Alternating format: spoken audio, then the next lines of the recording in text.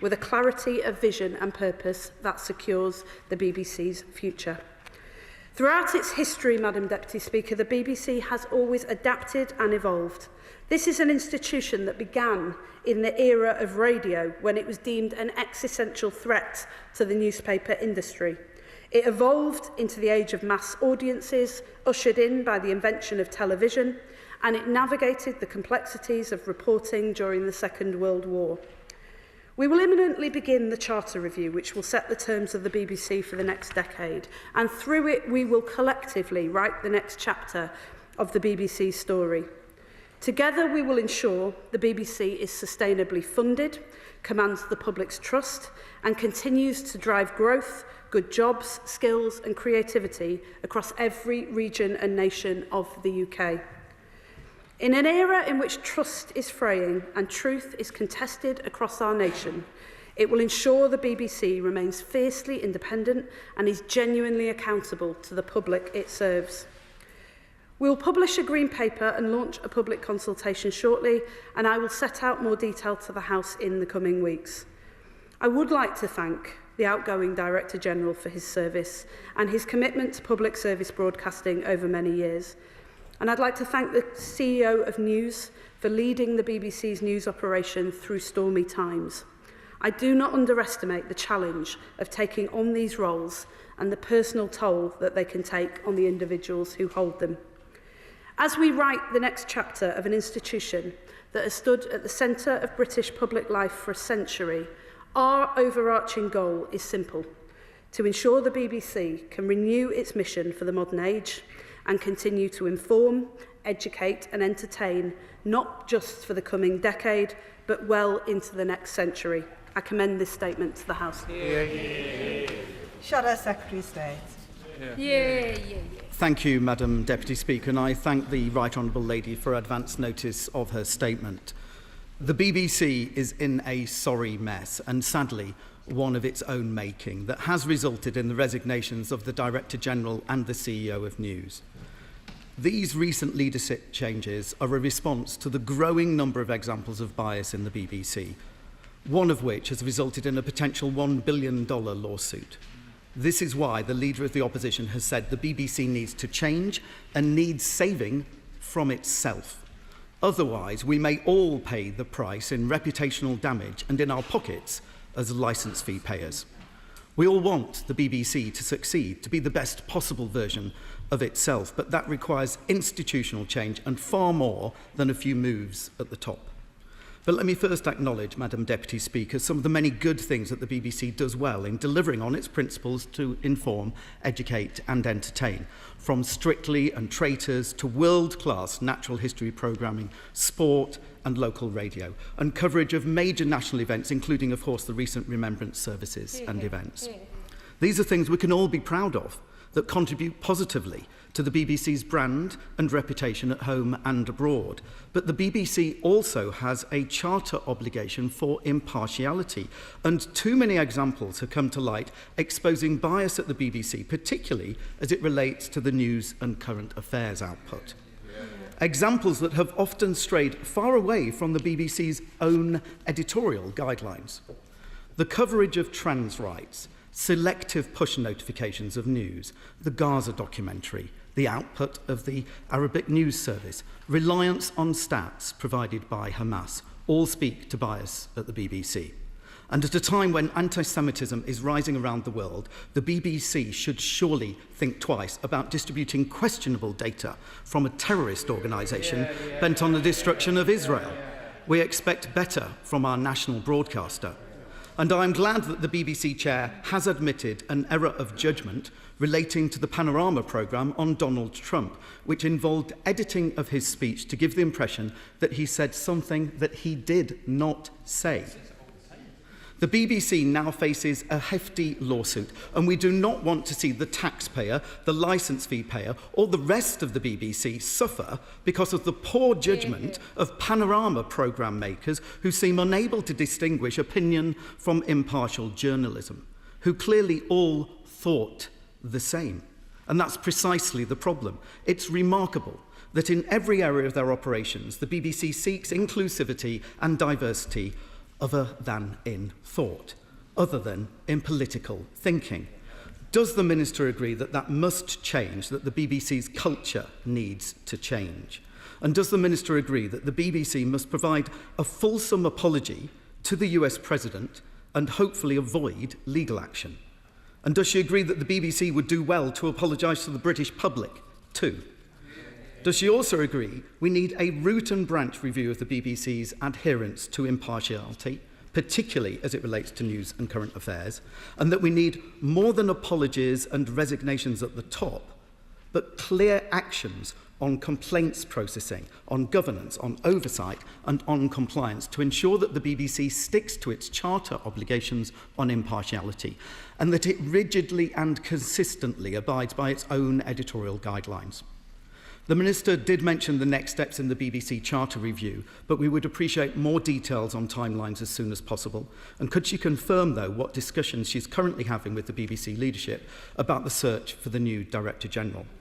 And given that the BBC Arabic service is funded in part by the British taxpayer through FCDO grants, can she confirm what discussions she is having with her FCDO colleagues about its future funding and governance arrangements, and about the impact the BBC's editorial failings have had with Israel and our partners in the Middle East? Action must be taken, and the serious issues discussed today must be addressed, Madam Deputy Speaker, because the BBC must become, once again, an institution that all of us, not just some of us, can be proud of. Secretary of State.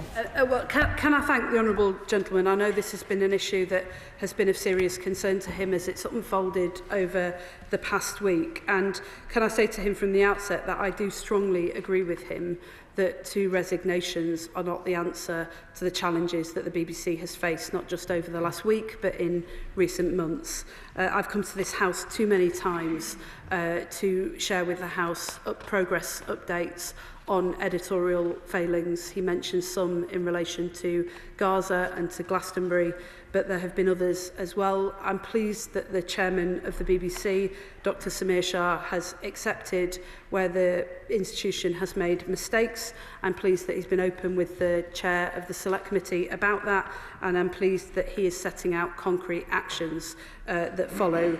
I agree very much with the honourable gentleman that clear actions are important. They must be swift and they must be robust and they must be transparent. I also strongly agree with him that there is a problem of consistency in the way that those standards are consistently applied, which leaves individual journalists and individual presenters in a very difficult position. And that is a point that I've made to the Chairman and previously to the Director General. In terms of the search for the Director General, I have had discussions with the Chairman of the Board about that. The House should be aware that the Government does not appoint the Director General. As set out in the Charter, that is solely a matter for the Board, but we stand ready to provide support where it's requested and necessary in order to make sure that we get the highest calibre individual. I understand from the board that there is a desire to move quickly on that, but that the existing Director General will remain in place to ensure a smooth transition, and I will update the House as I receive further information. He also asked particularly about the BBC Arabic service and funding for the World Service. I think it's important to recognise that there have been serious concerns and failings on the part of the BBC Arabic service. In response to that, in his letter to the chair of the Select Committee, Dr. Shah set out a number of steps that are being taken. I understand these include structural changes as well as individual staff changes. But I would gently push back against the assertion that this should affect our support for the World Service. The World Service is a light on the hill for people in places of darkness, and there are many in the world at the moment, and this government strongly supports the World Service and will continue to do so. Sarah Owen. Thank you, Madam Deputy Speaker. Whatever the case with Donald Trump, who has actually said far worse than the wrongly edited clip showed, and it is a wrongly edited clip, the only ones rubbing their hands in glee right now during this whole debacle is those that do not want a free press. Those politicians who have deep pockets lined by goodness knows who. Those politicians that cosplay being journalists on RT and GB News, spreading division and hatred. I hope that all of us in this House would agree with the principle of keeping our public broadcaster free from political interference. So does the Secretary of State agree that it's time to review the influence of former Conservative spin doctor Robbie Gibb on the BBC's board? Secretary of State. Can I thank the Honourable Lady for her question? In relation to the board, she will be aware that the Charter sets a strict legal threshold that must be met before dismissal of a board member, and so I am unable to pursue the course of action that she suggests. Liberal Democrat spokesperson Anna Sabine. Thank you, Madam Deputy Speaker. The Liberal Democrats have always pushed the BBC to be better, delivering genuinely balanced reporting, rigorous investigation and the best journalism in the world. We believe in a strong, independent, publicly funded BBC that values factuality, scrutiny and accountability in our democracy. The BBC clearly isn't perfect, and it's right that we hold it to the highest standards. The Panorama editing error was a serious mistake, and we welcome the BBC's apology. The resignations of Tim Davie and Deborah Turness must be an opportunity for the BBC to turn a new leaf, to rebuild trust and return to its core mission to inform, educate and entertain. However, it is obvious to everyone that this issue is being weaponised by those who want to undermine the BBC and who would profit from its demise. Without the BBC, we are more vulnerable to the dangerous misinformation and conspiracy theories that populists like the member for Clacton and Donald Trump trade on, and we cannot let that happen. So as the government navigates Trump's latest tantrum, threatening to sue the BBC for $1 billion, can I ask the Secretary of State, what is she doing to stand up for the BBC, Britain's BBC, which is the most trusted source of information in the world? And speaking of interference by bad actors, serious concerns remain over the conduct of Sir Robbie Gibb during his tenure on the BBC board. We need to have absolute confidence that the BBC can operate free from political influence, factional interest or personal agendas. So if the Secretary of State truly believes in an independent BBC, will she now also sack Robbie Gibb, end the political grip on the BBC board and listen to Liberal Democrat calls to guarantee that the appointment of the next Director General is transparent, impartial and worthy of the trust that British public places in the BBC? Secretary of State. Thank the Honourable Lady. It's difficult to hear her over the noise, but she asked if we will stand up for the BBC. I think she's heard my words to the House today. The BBC is one of the most important institutions in the country. It stood at the centre of our democratic and cultural life for over a century. And how will we stand up for the BBC? By putting it on a firm footing through the charter process that we're about to start. She will have heard, in relation to her concerns about board members, she will have heard that the answer that I gave to my honourable friend. Rupert Hook. Thank you, Madam Deputy Speaker. Can I thank my right honourable friend for her leadership on this and wholeheartedly welcome her words that political figures shouldn't be presenters of the news.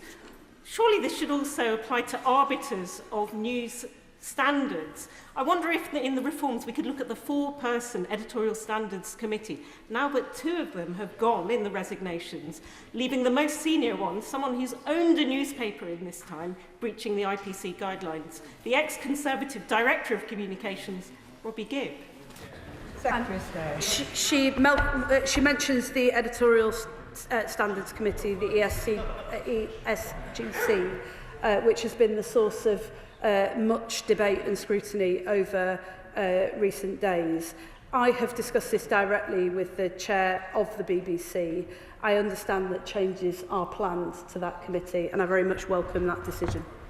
Chair of the Select Committee, Dame Caroline Diney. Thank you very much, Madam Deputy Chair. Thank you to the Secretary of State for her statement, and I'd like to echo her words about the Director General and the Head of News. She'll know that the airwaves over the last couple of days have been dominated by a number of debates around the BBC, the concern about bias, particularly in some of the most contentious issues, the ability of the board to effectively govern, but most of all around editorial standards and accuracy. And it's this last point which has led the Culture, Media and Sports Select Committee, which I chair, to issue invitations today for non-executive members of BBC Editorial Guidance and Standards Committee, Dr. Samir Shah, Caroline Thompson and Robbie Gibb, and the former external independent advisors, Michael Prescott and Caroline Daniels, to appear before us in the weeks ahead. In the meantime, can I ask the Secretary of State, what support is her department giving the BBC at every level to steady this ship? And in terms of charter review, I heard her use the words imminently and shortly, but I have heard similar words since the beginning of the year, so I wonder if she can be more specific on the timelines. Secretary of State. Thank you. Can I first of all welcome the action that her Select Committee is taking, that she's announced to the House today. I think in order to maintain confidence in the BBC, it's absolutely essential that the BBC is transparent about the actions that they've taken and the actions they intend to take. And it is very welcome that she is ensuring that the fullest explanation is given, not just to this House, but to the public as well. In terms of the timing of the Charter Review, she will have heard what I said to her committee when I appeared before them recently, that we will start that Charter Review process before the end of the year.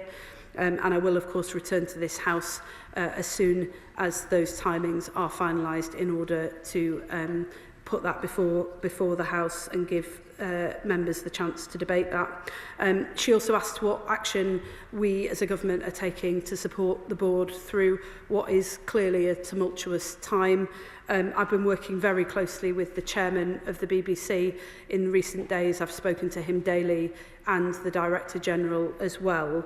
And we have been clear as a government that we stand ready to provide all of the support that the board needs in order to appoint the highest calibre person to that post of Director General and to consider what changes they might want to make to senior leadership structures and roles as a result of the deliberations that they've had. Of course, the BBC is independent of government. It's essential that they're given the space to be able to get on with this process. But we have been working very closely with the BBC chairman at his request in order to make sure that the BBC can continue to thrive. Natasha Irons. Thank you, Madam Deputy Speaker. I think now more than ever, the role of the BBC in our national story, in our democracy and in the trust that we put in it is vitally important. But trust isn't given, it is earned, and we can't shy away from when things go wrong. So does she agree with me that the Charter should focus on transparency, accountability and measurable commitments to impartiality as the surest way to ensure that the BBC's trust is retained? Secretary of State. I do agree with the Honourable Member. I would just add to that as well as the very important issues around standards, trust, accountability and independence from government, any government, including ours, because the BBC plays a critical role in holding a mirror up not just to society but to governments of all political persuasions. I would just add as well that the BBC has always been one of the strongest drivers of the creative industries across every nation and region, and as part of the Charter Review process we will be working to strengthen that, to make sure that the BBC is able to tell the story of our whole nation and not just some. Sir Oliver Dowden. Thank you, Madam Deputy Speaker. I actually join the Culture Secretary in paying tribute to the Director General of the BBC. I actually found him rather helpful on issues such as anti-Semitism, but the problem with the BBC goes much deeper than the current leadership. Does she agree with me? First of all, it goes to the cultural disposition of the BBC, whereby people that work for it have an overwhelming metropolitan outlook and obsess about issues such as BLM and Palestine in a way that suburban and provincial England does not. Moreover, when one looks at the output of the BBC, including areas such as drama, my constituents are sick of waiting for the lecture from the BBC in that kind of output. Now, that is the case from other broadcasters, but the difference with the BBC is that my constituents pay for it. And there is a real problem with the BBC now, whereby many people feel that it represents half of the United Kingdom, not the other half. And for those of us who want the BBC to succeed, does she agree with me this must be addressed as a matter of urgency? Well, the challenges that he describes don't specifically relate just to the BBC. I have voiced concerns, as many culture secretaries on the other side of this House have done previously, about the overwhelming concentration of the media industry from one background and in one region. And I believe, as many of my predecessors on the other side of this House believe, that that does need to change. But I would just caution the focus particularly on the BBC here, because that is a problem for the media industry as a whole, and therefore for the public debate that we're able to have. And actually the BBC over the years, through the work that they've done at Media City in Salford, through the work that they're doing at Digbeth Lock in Birmingham, is one of the organisations that is at the forefront of changing that. I agree with him, though, that there has to be a level of challenge, internal challenge, within any successful organisation. And in the discussions that I've been having with the chairman of the BBC and the Director General in recent days, that has been the subject of a lot of the concerns that I have raised. Balwar. Deputy Speaker, as a former journalist and as a former member of the Culture, Media and Sport Select Committee, I know more than most some of the failings of the BBC, but also some of its great strengths, not least in combating misinformation online. I know many of its journalists personally, and have to say many of them take ultra seriously their duties to provide fair, impartial and, yes, fearless news coverage. And it's the fearlessness that often upsets this place on either side. And I have to say, yes, this was a serious error by the Panorama team, and a correction should have been swiftly issued. But that doesn't mean that the BBC as an institution should be undermined. And there are enemies on left and right who want to see the demise of the BBC, who should rue that day if it ever happens. Secretary of State. Well, I agree with him. I agree with him, first of all, on the point that he makes about the seriousness of some of the failings and the need to uphold the higher standards. I also agree with him about the challenges and attacks that the BBC faces from both left and right. I think the real division when it comes to the debate about the BBC is not between left and right, it's between those of us who think that the national broadcaster is there to represent their worldview and those of us who believe that our national broadcaster is here to challenge all of us. Damian Hines. Thank you, Madam Deputy Speaker. The internet is full of people who think they are in touch with a bigger truth, and in getting that across, it doesn't matter what happens to all sorts of littler truths along the way. Samir Shah, in his letter to the chair of the committee, spoke of the sacred job of the BBC to use evidence that can be trusted, and that is more important than ever. And does she agree that actually it's things like this that give ammunition to people who say disregard the BBC, don't look at the MSM, consider all sources to be the same? And isn't the most worrying thing, not that a mistake happened, because mistakes happen in big organisations, but that it took this long for it to be corrected? And does she agree that in future corrections must always be made very swiftly and proactively? Secretary of State. Thank you. Yeah, and this concern about the length of time that it takes to respond is something that I've reflected to the BBC leadership, not just in relation to this episode, but previously as well. I think it really does undermine trust and confidence in the BBC, because when it takes some time, if there's not a proper explanation as to why it has taken some time, it leads people to believe that there is a complacency at the top of the organisation. I think that's something that the chairman has heard loud and clear and has taken on board as part of the learning from this episode. And I also agree with him that, you know, as somebody who has shared some of my frustrations with the BBC leadership and some of the failings that have happened over the last 16 months with this House, that the reason that I and others have been frustrated is because the BBC holds such an important place in our national life and has to command the trust of the whole public. Stella Creasy. Thank you, Madam Deputy Speaker. I think we can all hear the frustration of the Secretary of State that we're in this position. She's absolutely right. There must be a period of introspection at the BBC as to how this has come to pass, because it is true that trust in our national institutions is declining. I must take issue, though, with something that she said, because she said this is a national institution that belongs to us all. My constituents, and I wager people's constituents across this House, are deeply concerned by the political attacks on the BBC, whether they come from at home or abroad, and they want to see it protected because they think they own it, but the honest truth is at the moment they don't. Now, I know in the past my honourable friend has been interested in these ideas, but with Charter Renewal coming, might she meet with a group of us to look at how issues like mutualisation might be the future to giving back trust and confidence in the BBC and genuinely protecting it from forms of political institution by giving it to the public to be part of running it? Secretary of State. Thank you. I mean, I stand absolutely by the assertion that the BBC belongs to us all. It's funded by the licence fee payer, but more than that, it is one of the few shared spaces and places that we have in this country. I was reflecting on this on Remembrance Sunday as I stood at the cenotaph, and before that, when we did the VE commemorations earlier this year, that there are very few broadcasters in this country who could provide those moments when the entire country stops and comes together through a shared experience. And I would, of course, be delighted to meet with my honourable friend to discuss some of the suggestions that she makes. Sir John Whittingdale. Thank you, Madam Deputy Speaker. The BBC has said that the editing of the Panorama programme gave the impression of a direct call for violent action, something that they then described as an error of judgment, which seems an extraordinary understatement.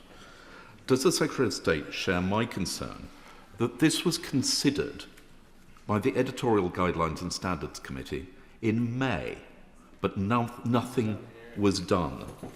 And should not, as a first step, the Editorial Guidelines and Standards Committee be made far tougher and fully independent?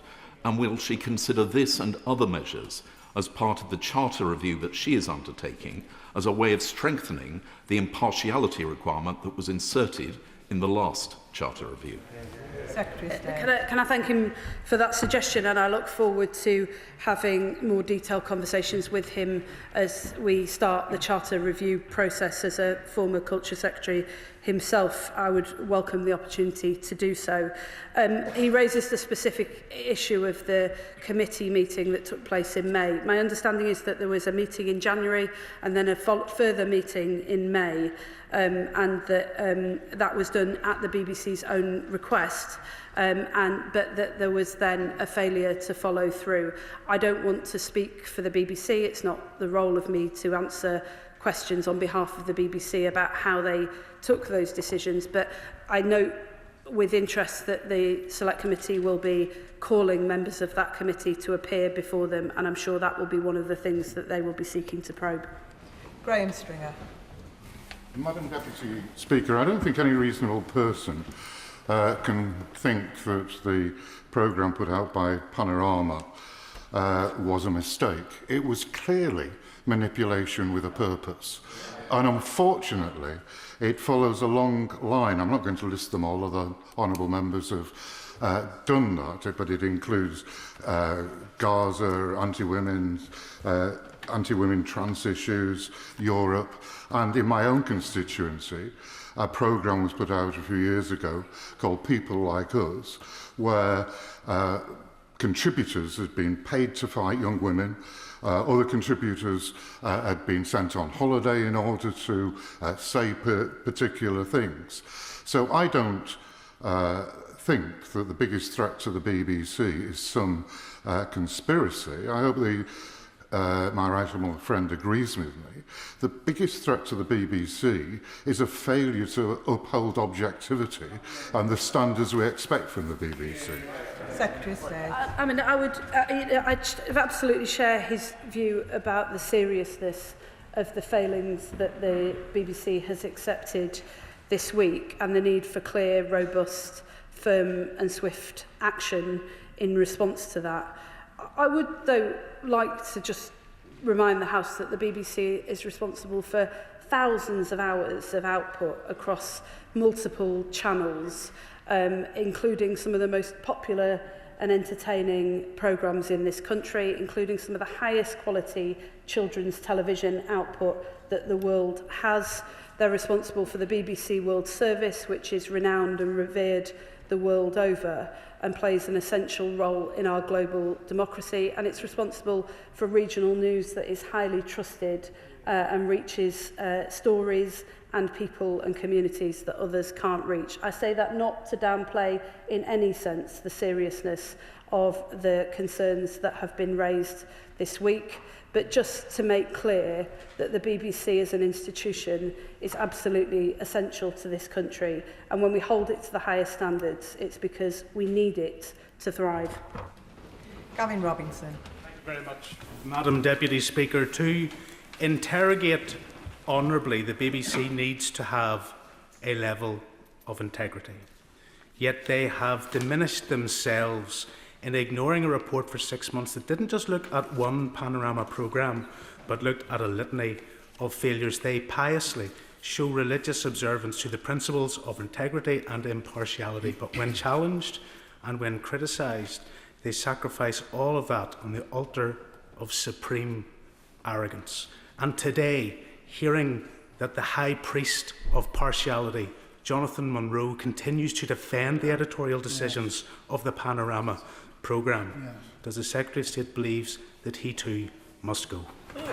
Well, he'll have heard the answer that I gave to my honourable friend. It's not for me to decide, or for any government to decide, who is employed by the BBC and who isn't. But of course I agree with him that integrity and impartiality are vital.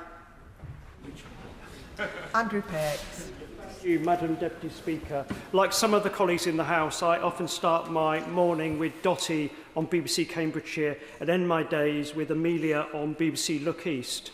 I say this because it demonstrates that the BBC is much more than an editorial decision-making at its national level.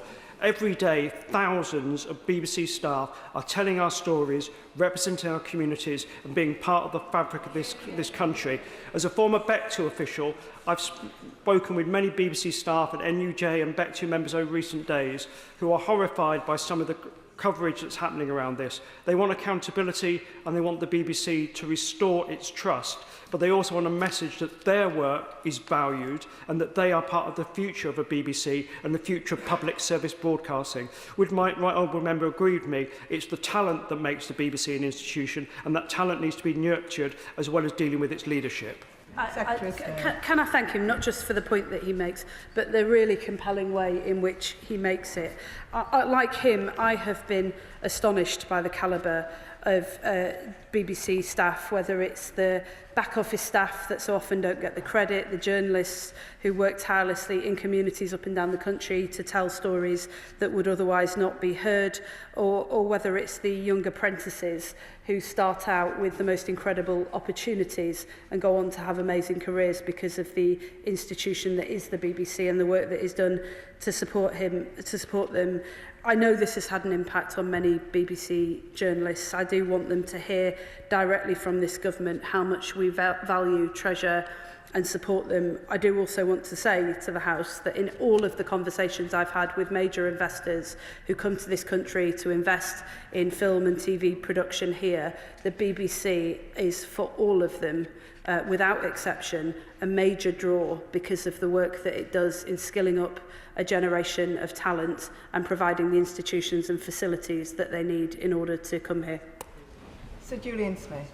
I welcome the tone of her statement, but it's not just editorial challenges for the BBC. There's been a total lack of deftness on dealing with talent-related issues and other scandals over the past few years. Also governance. We've got BBC Studios, a commercial organisation with separate whistleblowing schemes whilst hiding behind the BBC brand. Would you reflect on the broader skills needed to make the changes necessary so the BBC can maximise the huge global opportunities, both in news and in productions? He's absolutely right to raise the issue of the handling, lack of deftness, and also I would add lack of urgency in relation to some of these issues that have arisen over the past couple of years. I would say to him, let this be the moment that this changes. That is the tone and nature of the conversations that I've been having with the senior leadership of the BBC, and I would also echo the points that he makes about the skill sets that are required in order to make sure that the BBC can get onto a firm footing as we begin this next chapter. Sonia Antoniazzi. Madam Deputy Speaker, I'm no BBC basher. I want to protect it. I've written to the Secretary of State this morning, along with a number of cross-party MPs, asking if she will ask the BBC board exactly why it delayed issuing an appropriate apology over the Panorama Trump edit, because this delay, as we know, inflicted further damage on the BBC, our country's most trusted news source.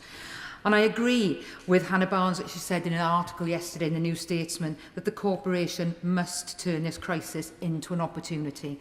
So will she also seek clarity from the former Director General Tim Davie about the worrying words in his resignation letter that the BBC needs to be championed and not weaponised? Can I thank the Honourable Lady for the letter that I received earlier today. I have discussed this particular issue with the BBC about the delay in issuing an apology. I've been given a full account by the chairman of the board. It's not for me to answer on behalf of the BBC, but she will have heard that the Select Committee intends to call members of that committee, and I'm sure this will be a question that they'll raise with them. Pete Wishart. Madam Deputy Speaker. Debates about partiality, of course, is something that we in Scotland are more than familiar with, particularly if you're on the 50% side of Scottish independence. But these sustained attacks on the BBC by forces that seek to undermine and mould it into their instrument must be resisted. And surely this could be assisted by the sacking of Robbie Gibb. But will she assure me that any changes in leadership, BBC Scotland's editorial independence will be maintained and it will continue to serve us according to our national debate and our political culture?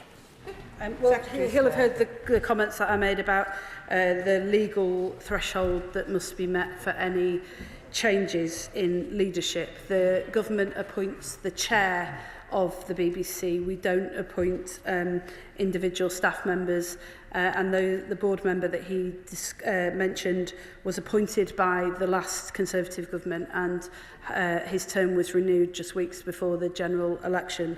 So I'm unable to take the action that he requests. But in terms of, he mentions nations and regions, which are very close to my heart as well. Through the Charter review process, we will be seeking to ensure that the nations and regions of the BBC are able to drive the direction of the organisation, and that people in every part of the UK will be able to see a fair share of content that reflects their lives, their communities and their contribution.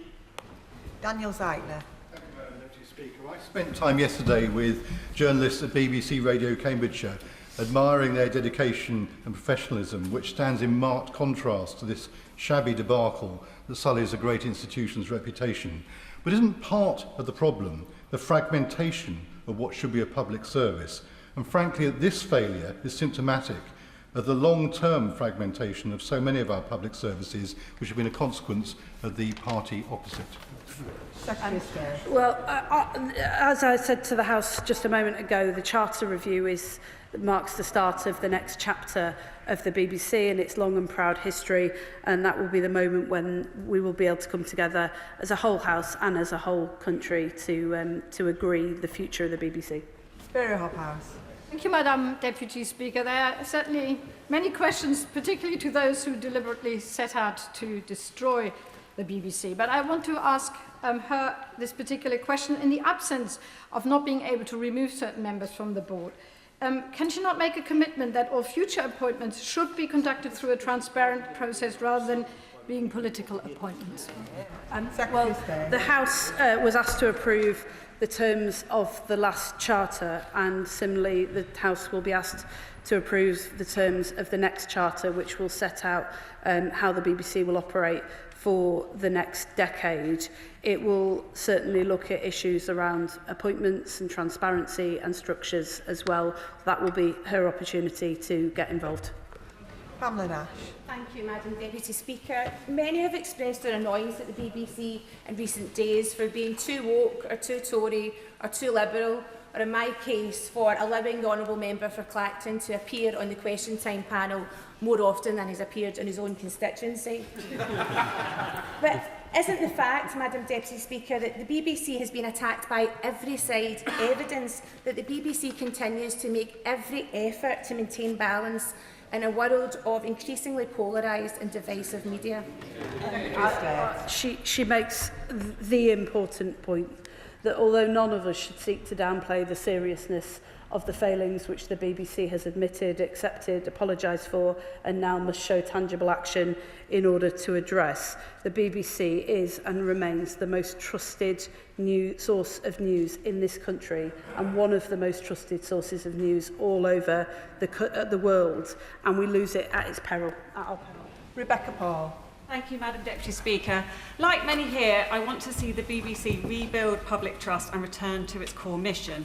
But it must be recognised that as a result of its pro-gender ideology bias, they failed to adequately report on issues such as the use of puberty blockers and cross-sex hormones in children, the placing of violent men in women's prisons, and the loss of women's medals in sport to biological males. And on top of all that, they've attributed the crimes of violent men to women. Calling a male sex offender she can never be responsible, impartial journalism. How does the Secretary of State intend to ensure that the BBC moves away from its current ideological approach on gender to one that is based on facts and evidence? Secretary of State. Well, I'll just gently say to the Honourable Lady that she wants the BBC to return to its core mission, but that is deeply contested, as you could just hear in this House. I don't believe that it is the role of elected politicians to tell any broadcaster what they can and can't produce, what they can and can't say, or to get involved in the minutiae of editorial decisions. I do think it is the right and proper role of this House to make sure that editorial standards are robust, they are thorough, they are well thought through, and they're applied consistently. That's what this government has been seeking to uphold in the conversations that we've had with the BBC in recent weeks, and will continue to do so. Graham Morris. Thank you. These are indeed uncertain times for the BBC and for the people who work in it. Would the Secretary of State agree with me that it's important that we remember that the 2025 Reuters Institute Digital News Report found that the BBC remains the most trustworthy news brand in the UK, with 60% of respondents rating it highly for trust? And would the Secretary of State also agree that the BBC must respond to criticism in a considered and proportionate manner, carrying out investigations with regard to due process, and should not be subject to political interference, nor for that matter interference from commercial competitors? He's absolutely right to raise the point about trust. The BBC is one of the most trusted institutions, not just in our country, but in the world. We seek to ensure that they uphold the highest standards because that is of such value and importance to all of us in the United Kingdom. And can I thank him for his words? Ben Lake.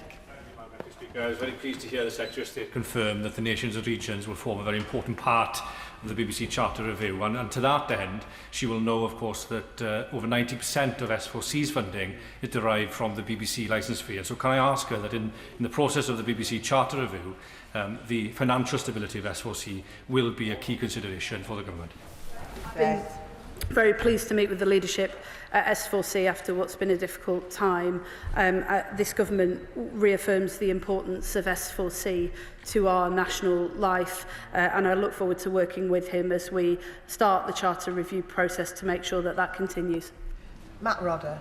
Thank you, Madam Deputy Speaker. Madam Deputy Speaker, staff at the former BBC monitoring station in Caversham in my constituency played a vital role over many years monitoring broadcasts from around the world, and indeed they broke a number of important news stories over the years, including the Iranian Revolution, only possible because of the public service model and the dedication of the staff and their skills. Could I, also, I welcome the Secretary of State's statement today. Could I ask her to say a few words of thanks to the staff of the BBC for their continued work and its vital role as a public institution? Yes, you'll have heard the comments that I made earlier in response to my honourable friend. I want to commend those many BBC staff, particularly those who put themselves in danger in order to report fearlessly from parts of the world where that is not possible. Recently, I came to this dispatch box to pay tribute to all of those journalists operating in Gaza in particular, where the loss of life has been without precedent. We owe them a great debt of thanks, and I'd like to place that on record today. Sir Roger Gale. Thank you, Madam Deputy Speaker. It's a very long time since I was taught to edit tape with a China graph pencil and a razor blade. but the fundamental principle remains the same. You don't change the sense of what somebody has said, ever. Those who have read the transcript of Trump's speech and then compared it with the Panorama edit know full well that that programme was a travesty of journalism and deeply dishonest. And it also represented a desperate lack of editorial control. But, Madam Deputy Speaker, I part company now with some of my colleagues. I believe, and I still believe, that the overwhelming majority of the journalists employed by the BBC, and for the record, those employed by independent television and Sky News, work fearlessly, faithfully, and honestly to deliver the truth. And where those are working overseas, as has been said, with great courage also. And I hope the Secretary of State, therefore, will resist, with all her power, the calls of those on both sides of this House and outside it, who would seek to destroy what is one of the jewels in our national crown. Secretary of State. I'm happy to give him that assurance. Joe Morris. Thank you, Madam Deputy Speaker, and can I echo solidarity with BBC journalists that's been expressed across the House.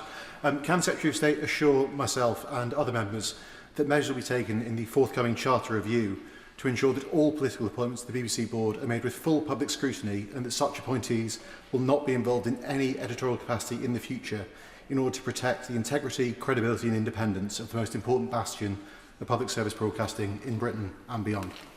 Can I thank the Honourable Member for his words, and can I also thank members across this House for the tone of this debate. I know that the failings of the BBC editorial process in recent days are something that all members feel very strongly about, but it is a credit to this House that we can have a sensible and measured debate about the actions that are needed to address it.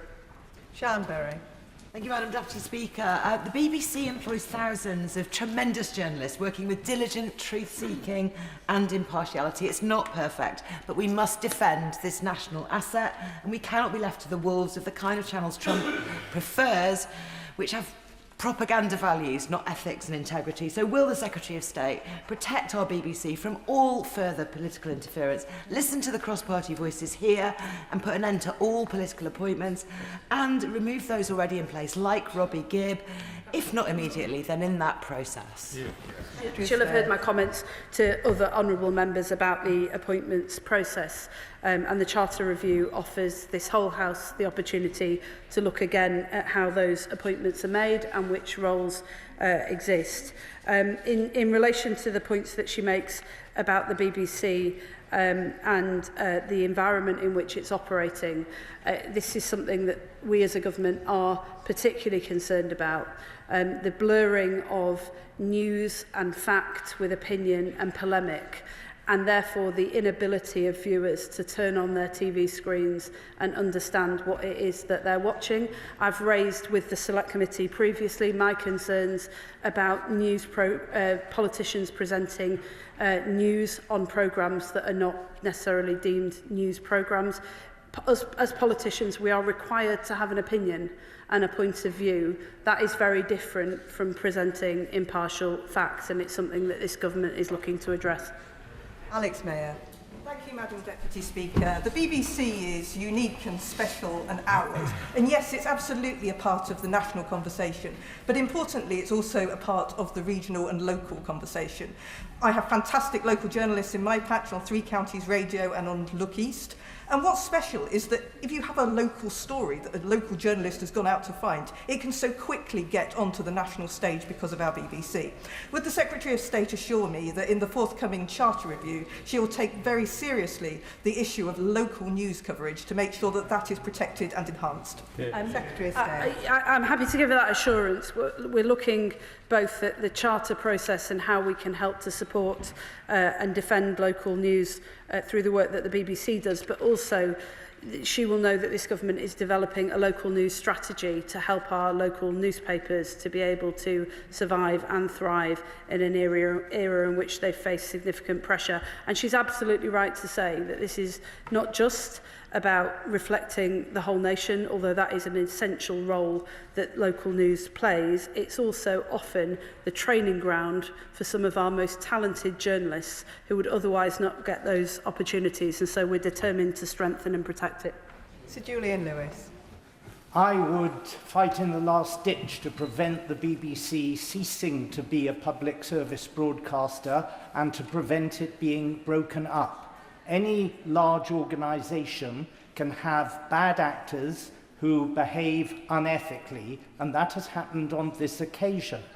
But it does the BBC no service when people parrot the line that the person responsible for this crisis is not the idiot who tampered with Donald Trump's quote, but a former Tory spin doctor, one of 13 members of the board who allegedly influenced other members of the board to somehow provoke this present crisis. The crisis has nothing to do with Robbie Gibb. It has something to do with a mindset that on the front page of today's Guardian has the whole thing about Robbie Gibb and relegates the fact that $1 billion lawsuit may be taken out by Donald Trump against the BBC to a tiny paragraph at the end of the article on page 2. If you want to know what's wrong with some bits of the BBC, read The Guardian today.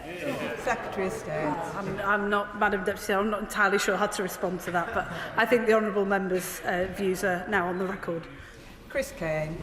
Madam Deputy Speaker, we've heard an awful lot today about the professionalism of the journalists at the BBC, and I wholeheartedly agree with that. But there's less of them now than there was last year, and we hear that the BBC is in the fight of its life across a whole number of fronts. Well, when you're in a fight across multiple fronts, it seems odd to send some of your best fighters home, but that's what's happening to our journalists, where there are less of them in our newsrooms. Does she agree with me that journalism delivered free from fear or favour costs money, and it costs a lot of money to do it really, really well? So delivering that has to be at the centre of gravity for the BBC now and in the future, and how we protect journalism and resource it properly has to be at the heart of the Charter Review. Secretary of State. Yes, I agree with him, and can I assure him that that is very much central to the Charter Review process that we are about to begin. He's right to say that fearless and robust journalism costs money. It's essential that the BBC is fairly and sustainably resourced for years to come. As a government, we are keeping an open mind about how that may unfold. But what I have said, and I'm happy to repeat to this House today, is that we have ruled out funding the BBC through general taxation, because whilst it's absolutely essential that good journalism is well resourced, it is also absolutely essential that the BBC remains independent from government and is able to hold us to account without fear or favour. Manuela Pertegala. Thank you, Madam Deputy Speaker. It's essential that the BBC's independence and impartiality are upheld at all times.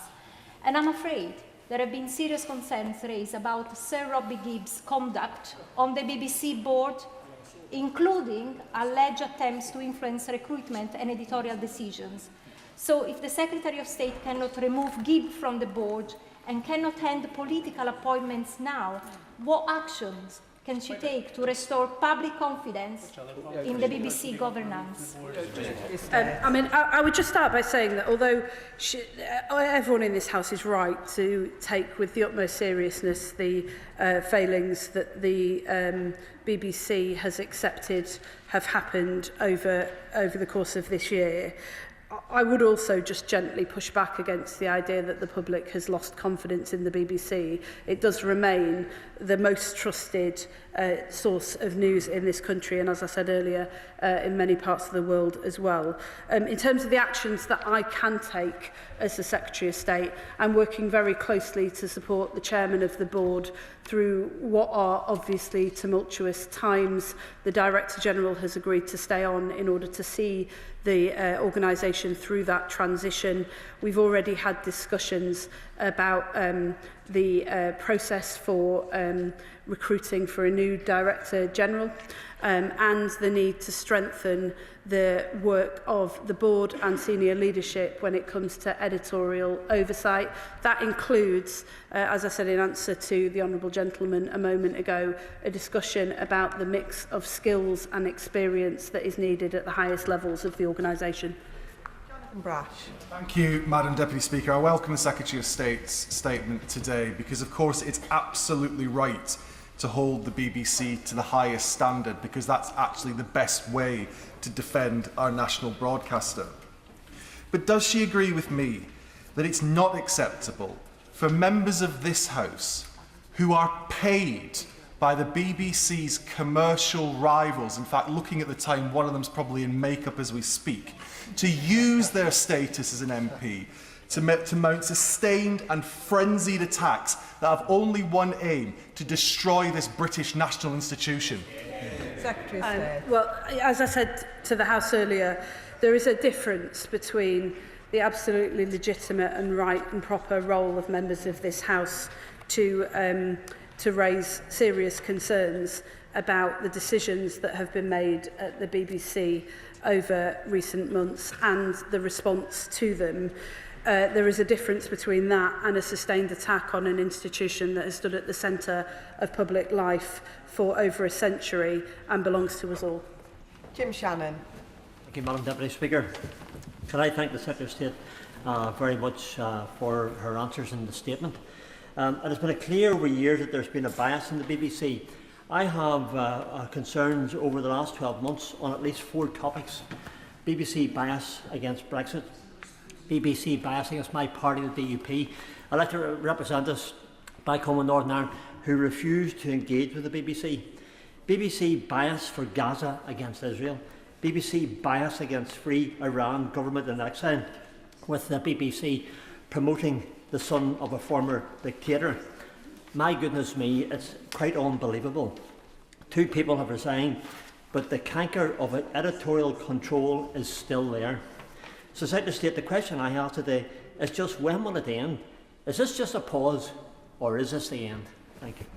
Secretary of State. Well, can I reassure him that, as somebody who has shared my frustrations with some of the failures at the BBC over the last 16 months and my frustrations about the response at times, that I have felt very much throughout this process that there is a recognition of the seriousness of this at the highest levels of the BBC.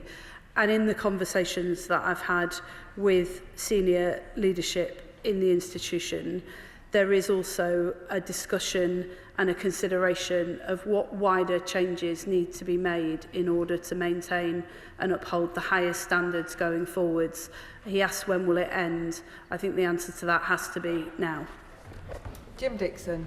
Thank you, Madam Deputy Speaker, and can I welcome the statement from the Secretary of State, particularly her strong support for the BBC as an institution that belongs to us all. Does she agree with me that, as she noted, with the BBC regularly rated worldwide as one of the most trusted news sources globally, that a strong BBC not only acts as a bulwark locally and in this country against misinformation, but also across other parts of the world, critical parts of the world, where there are very few other trusted news sources, and that in delivering services to those parts of the world, those services must be properly funded as well.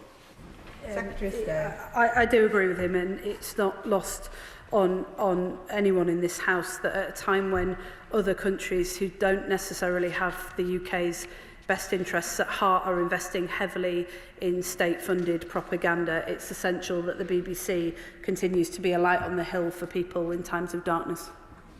David Mundell.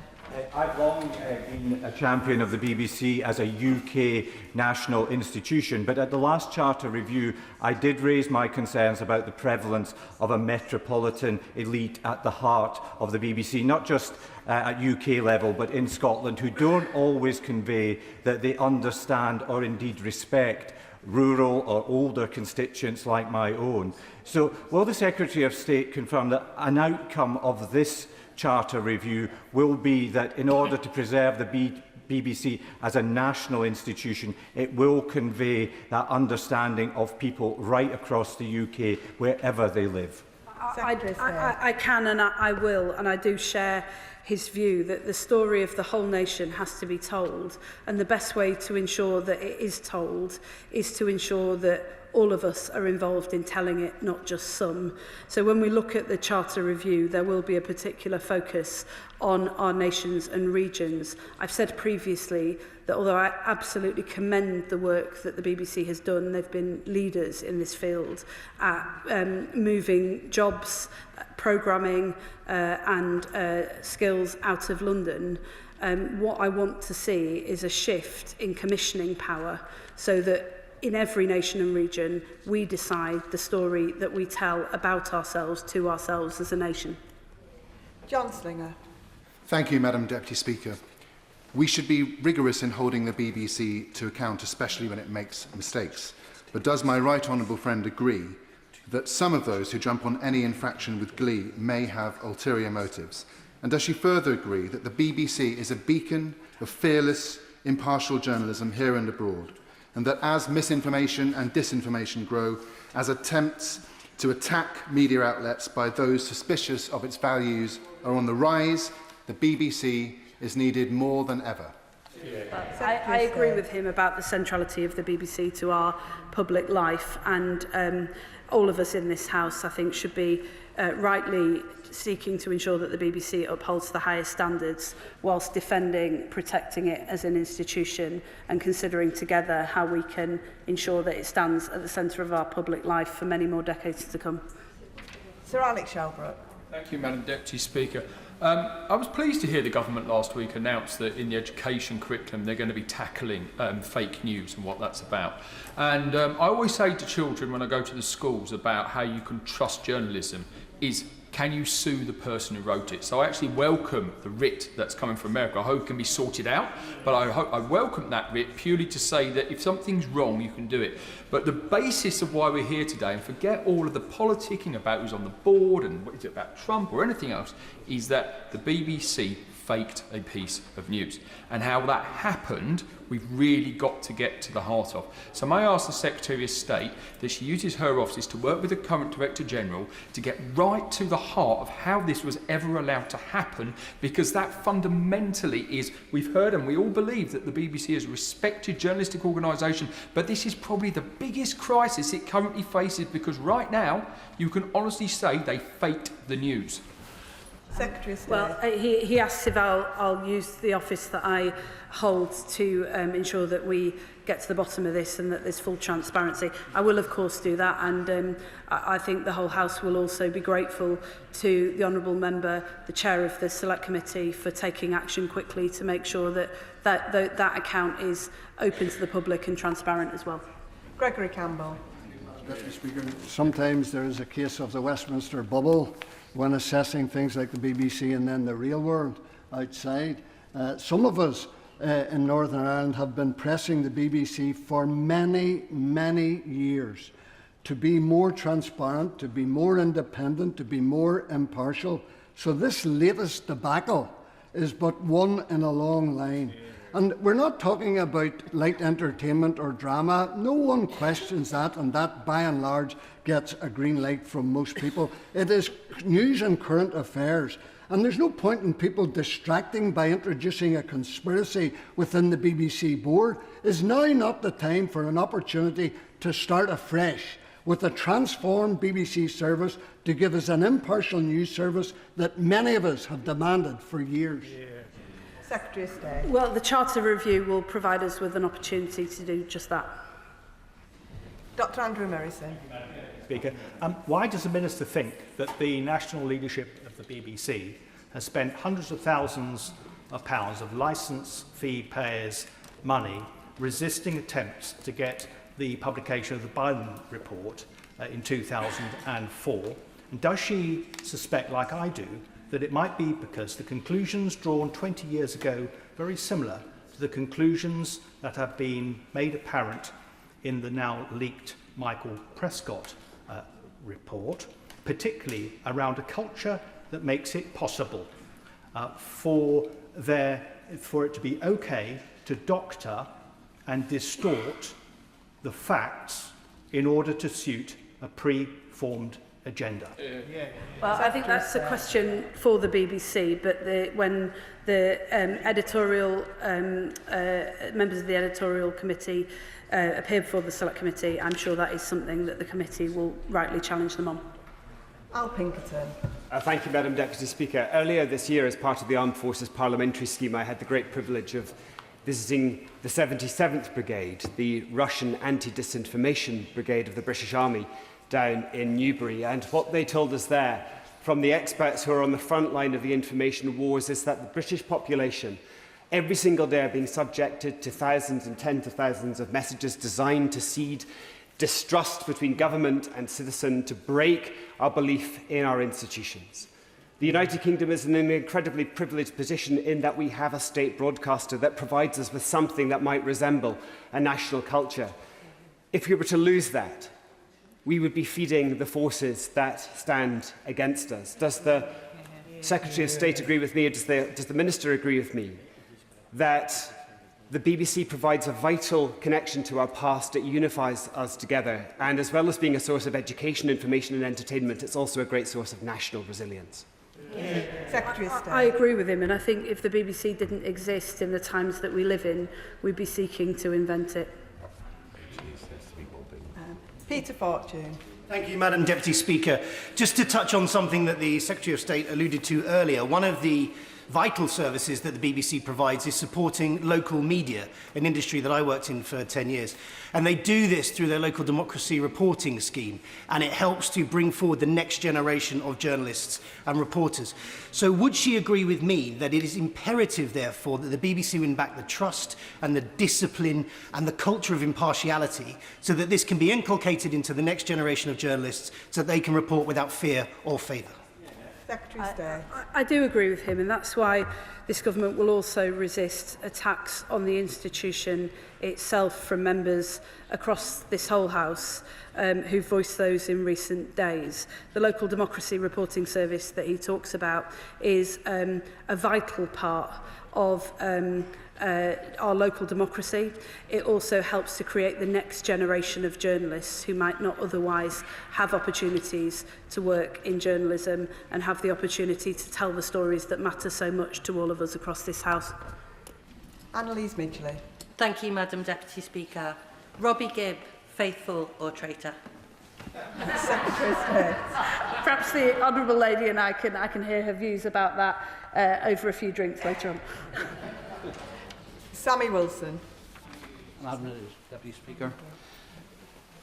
The fact of the matter is, this is not just about manipulating the speech of a president who the BBC clearly detest.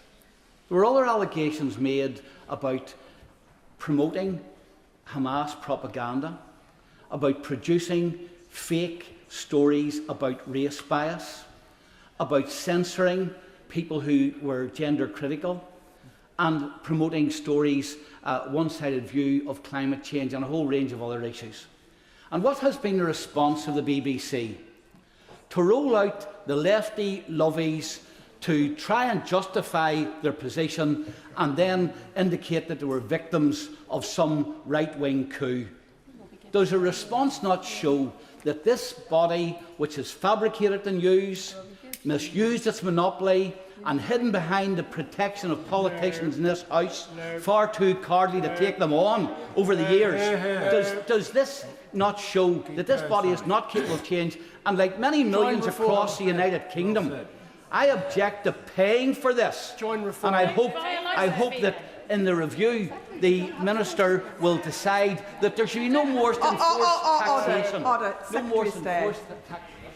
Secretary of State. Well, it won't surprise him to learn that I don't agree with that, and I don't share his characterisation of an institution that plays a vital role in this country. I just gently say to him, I don't think most people do either, and whilst I'm sure the public have been extremely concerned about the very serious failings that have been accepted this week by the BBC, it still remains the most trusted source of news in this country. I would also just say to all members of this House that there's been a lot of discussion today about individuals and individuals who are held to be responsible for all of the problems at the BBC, whether they're individuals who serve on the board or individuals who serve as senior executives. My assessment of the failures that have been admitted over recent years is that they stem from not an institutional bias, but a need to have sufficient rigour and oversight at the top of the organisation that is applied consistently across the board. That is something that I know the chairman of the BBC is seeking to achieve, and as a government we stand ready to support them in that. Pam Cox. Thank you, Madam Deputy Speaker. In the early 2000s, I lived in Hanoi alongside my husband, who was reporting on Vietnam for the BBC, and I saw for myself how he and the BBC worked very hard for truth. He then spent a year in Myanmar working alongside extraordinarily brave local journalists under a military dictatorship who were seeking to expand public broadcasting. So does the Secretary of State agree with me that the BBC's trusted journalism is one of our strongest defences against disinformation, both at home and abroad? Secretary of State. I do agree with her, and I'd also like to pay tribute to the work that BBC Verify does in helping to empower our citizens to be able to navigate a very difficult news environment. Rupert Lowe. Thank you, Madam Deputy Speaker. Auntie is definitively a monopoly. When Mr. Reith, for good reason, wrote into the Charter that she should inform, educate and entertain with complete impartiality, he did it for good reason. This recent disgusting episode with this Panorama programme, where we've undermined our relationship probably with our greatest ally, is just the tip of the iceberg. So would the Minister agree with me that now is the time to responsibly defund this monopoly? And if she doesn't agree with that, would she agree it's time for root and branch reform, with a view to ensuring that, in the same way that she's done with football club boards, we see people who are actually forced to pay for this service represented across the country on the board of the BBC? Secretary of State. Well, it won't surprise him to learn that I strongly disagree with him on the first point. On the latter point, the issue of public accountability to the public is something that my honourable friend raised a moment ago, and is something that we've been thinking about with the senior leadership of the BBC and others as we approach the Charter review, and it's certainly something that I'd be happy to discuss with him. Carla Lockhart. Thank you, Madam Deputy Speaker. Last week we learned that the BBC upheld a complaint about their presenter Martine Croxall. Her alleged issue was that she correctly changed the wording of pregnant people to women. This is a scientific fact. Somehow the BBC found her eye roll as conveying a personal view. Madam Deputy Speaker, there are two genders, male and female, and one of those genders can become pregnant, women.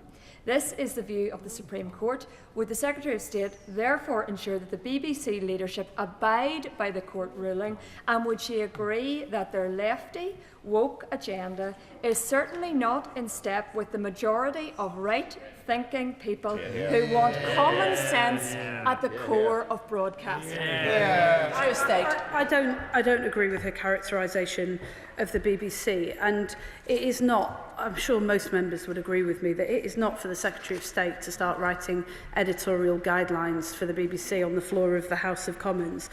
My job is, though, to work with the senior leadership to make sure that they have the right structures and people in place so that they have well thought through, easily understood and consistent editorial guidelines of the highest standard that are applied consistently and don't leave presenters and journalists struggling to interpret them.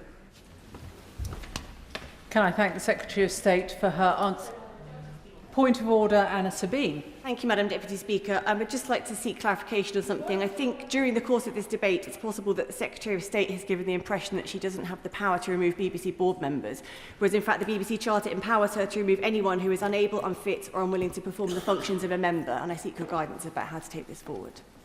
Can I thank the honourable member for her point of order? She will be aware that she had 2 minutes during the course of the urgent question to raise that, but I can see the Secretary of State wishes to respond. Secretary of State. I would just like to make clear that I said to this House consistently, there is a very high legal threshold that must be met in order for board members to be removed.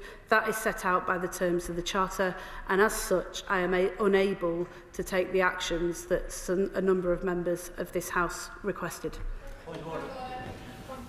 Point of order, Graham Downey. Thank you very much, Madam Deputy Speaker. Last week, the member for Newark published a juvenile and shameful AI-edited videos of proceedings in this chamber.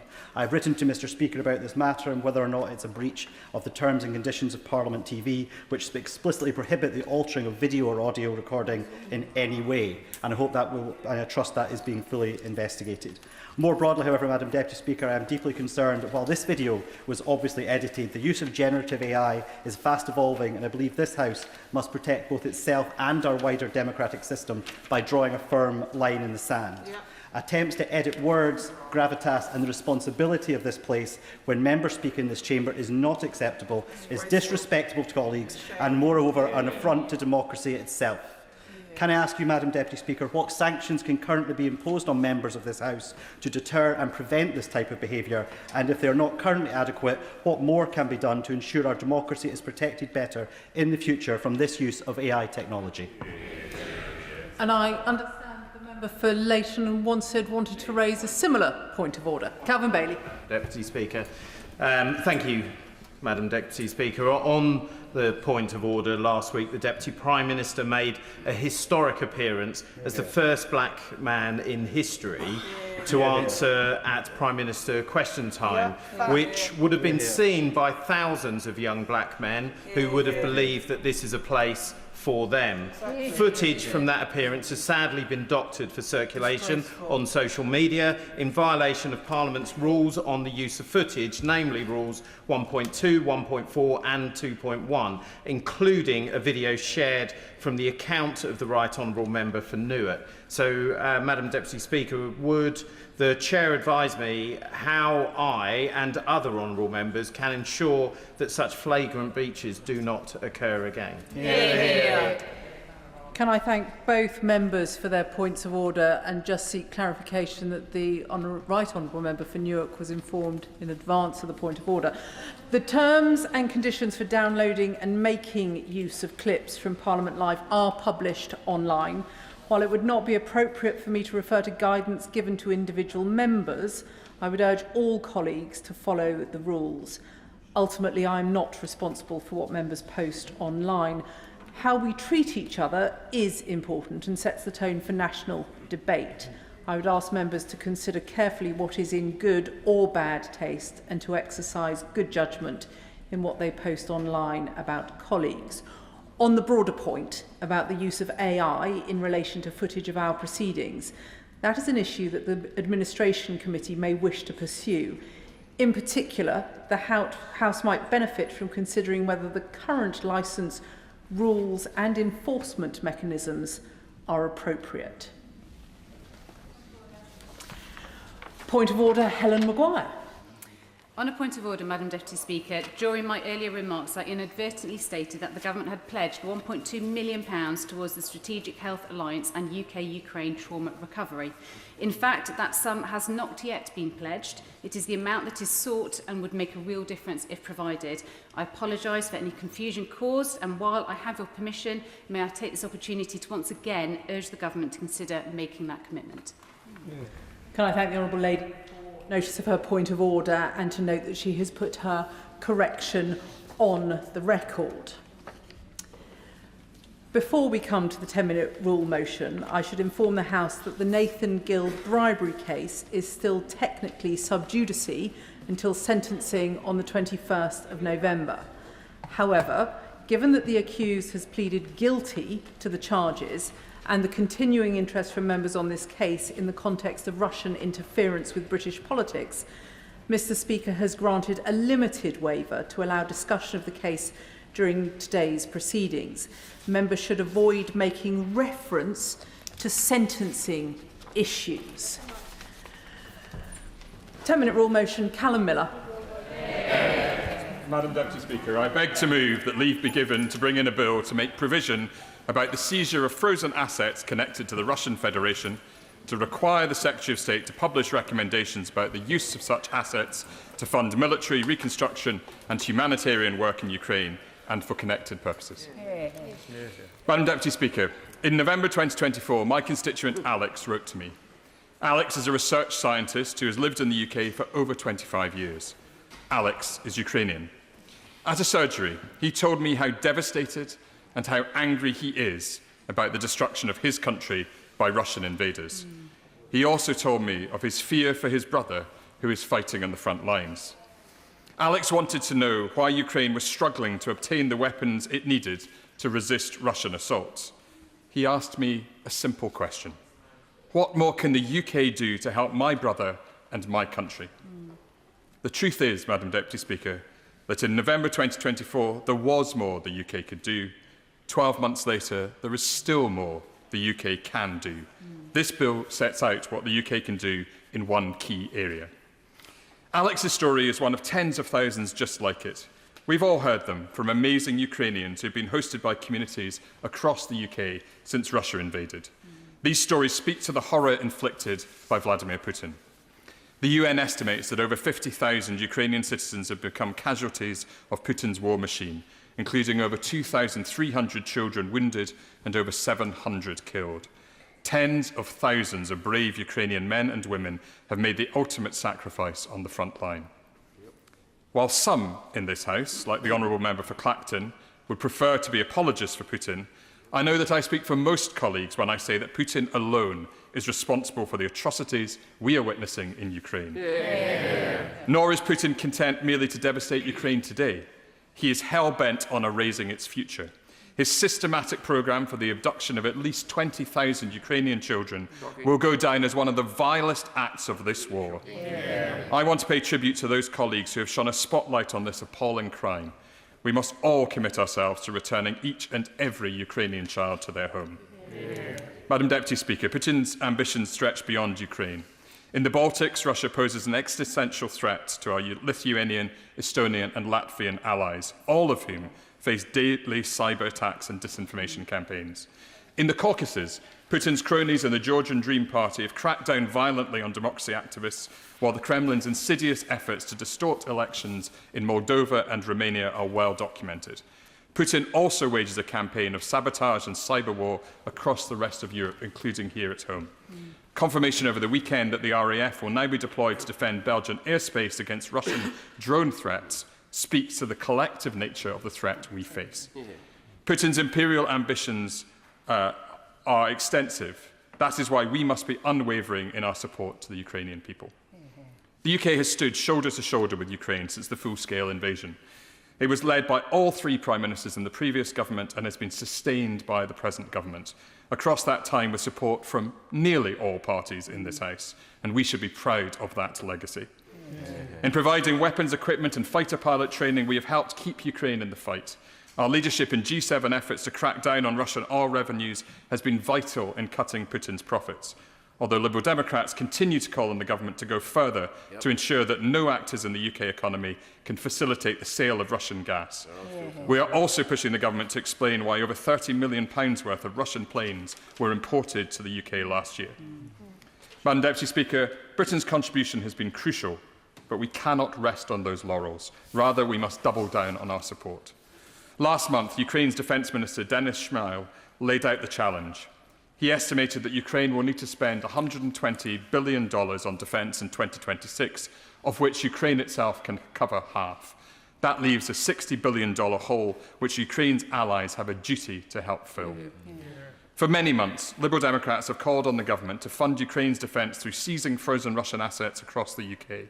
The most recent estimates suggest that £300 billion worth of Russian assets are frozen across G7 countries, which includes close to £30 billion here in the UK. Seizing the UK-based assets could allow us to fill half of the projected deficit in Ukraine's required defence spend for next year, while ensuring that Putin and his cronies are the ones who pay. We could help turbocharge Ukraine's deep strike capabilities whilst bolstering the supply of air defence systems. In short, we could provide Ukraine with a vital new lifeline of support. So we find ourselves today at a critical point. Ukraine's need for finance is urgent. The UK's efforts to move the G7 and particularly EU allies have not yet resulted in success. At the same time, one very specific item allied to this topic highlights the frustrations felt by so many in this House. In May 2022, the Conservative government announced that they had, and I quote, agreed a deed of undertaking with Roman Abramovich. They said, again to quote, he committed the proceeds to a charity in a jurisdiction agreed by the government for the purposes of helping victims of the war in Ukraine. In common with other members, I have asked ministers about these funds. On the 24th of January, the 17th of March and the 21st of May, the Foreign Secretary and the Foreign Office Minister in his place told me that they were, to quote, redoubling our efforts, doing everything I can and working at pace. Yet still, over 3.5 years on, there is no progress towards releasing the £2.3 million, suggesting an alarming lack of either resolve or creativity from successive governments. Madam Deputy Speaker, I am keenly aware of the arguments raised against seizing Russia's frozen assets. The primary concern is that a direct seizure creates the possibility of litigious action by the Kremlin. The second is that by acting against Russia, we might inadvertently undermine wider confidence in the UK as a safe haven for financial assets. In response to the legal risks, the actions of the US in adopting the Repo Act and of Canada in adopting the CIMA Act demonstrate that other allies believe it is possible to legislate effectively to allow for asset seizures.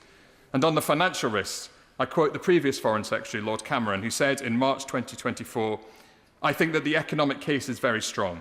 Here we are in the City of London, one of the great financial centres of the world. I do not think that using that money will disadvantage us in any way. I am conscious too that these concerns have inspired important efforts in Brussels. These have aimed at securing Europe-wide agreement on proposals which would allow for the use of frozen assets, whilst reassuring Belgium in particular, where the majority of frozen assets are held, that the legal risk will be both reduced and shared. While I welcome these efforts at securing international consensus, those proposals have stalled. And with each day that passes without concrete action to unleash the potential of the assets, Putin's war machine makes further progress. Madam Deputy Speaker, last month we learnt that, shamefully, an elected UK MEP, Nathan Gill, took payment from a Russian agent, Olay Voloshin, to repeat pro-Russian propaganda in the European Parliament. Shame. Mr Gill sat in the European Parliament with party colleagues who now sit in this House. It is for the Honourable Member for Clacton to explain his meetings with Mr Voloshin's wife, and for the Honourable Member for Boston and Skegness to explain his public support for Mr Gill in 2019, and his more recent hospitality from Vladimir and Lyubov Chernukin. But I know that the overwhelming majority of colleagues in this House, just like the constituents we all represent, want us to provide the brave men and women of Ukraine with the funds they need to defend themselves.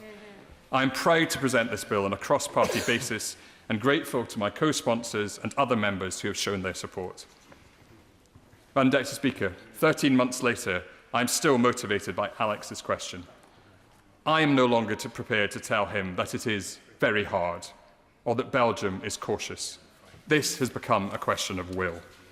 The time for delay and timidity is over. I believe it is the will of this House to legislate so that the UK can lead our G7 and EU partners in seizing Russian state assets here in the UK and in making them available to Ukraine. Ukraine needs her friends to step forward with urgency and purpose. She needs our financial support today so that she can purchase the military material to drive back the Russians and defend her sovereign territory. And so, Madam Deputy Speaker, I urge the government to show leadership towards our European and G7 allies and to work with colleagues from across the House to enact this bill. Now, before I put the question, I would just like to confirm that the honourable member did in fact inform the members for Clacton and Boston and Skegness of his intention to refer to them. It would be a courtesy of the House, if he hasn't, for him to have done so in advance. The question is that the honourable member have leave to bring in the bill. As many as are of that opinion say aye. Aye. Of the contrary, no. I think the ayes have it. The ayes have it. Who will prepare and bring in the bill? James McCleary, Monica Harding, Dr Al Pinkerton, Mike Martin, Richard Ford, Sir Ian Duncan-Smith, Stephen Gethin, Sir Julian Lewis, Alex Sobel and myself, Madam Deputy Speaker. Callum Miller.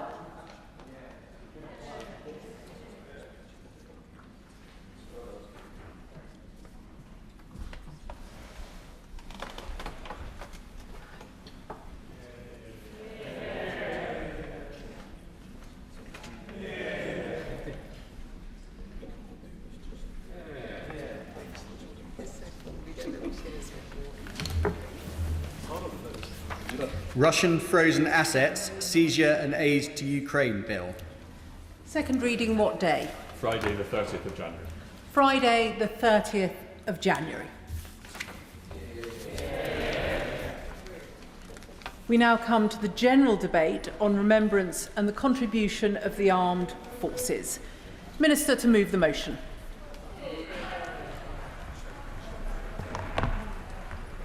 I beg to move this House has considered remembrance and the contribution of the armed forces.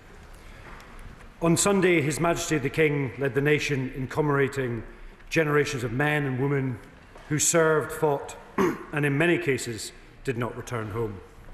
Around 10,000 veterans gathered at the Cenotaph in Whitehall to observe the traditional 2-minute silence and take part in the Royal British Legion's Remembrance Sunday March Past. As a veteran myself, I was immensely proud to march as part of the Royal Marines Association.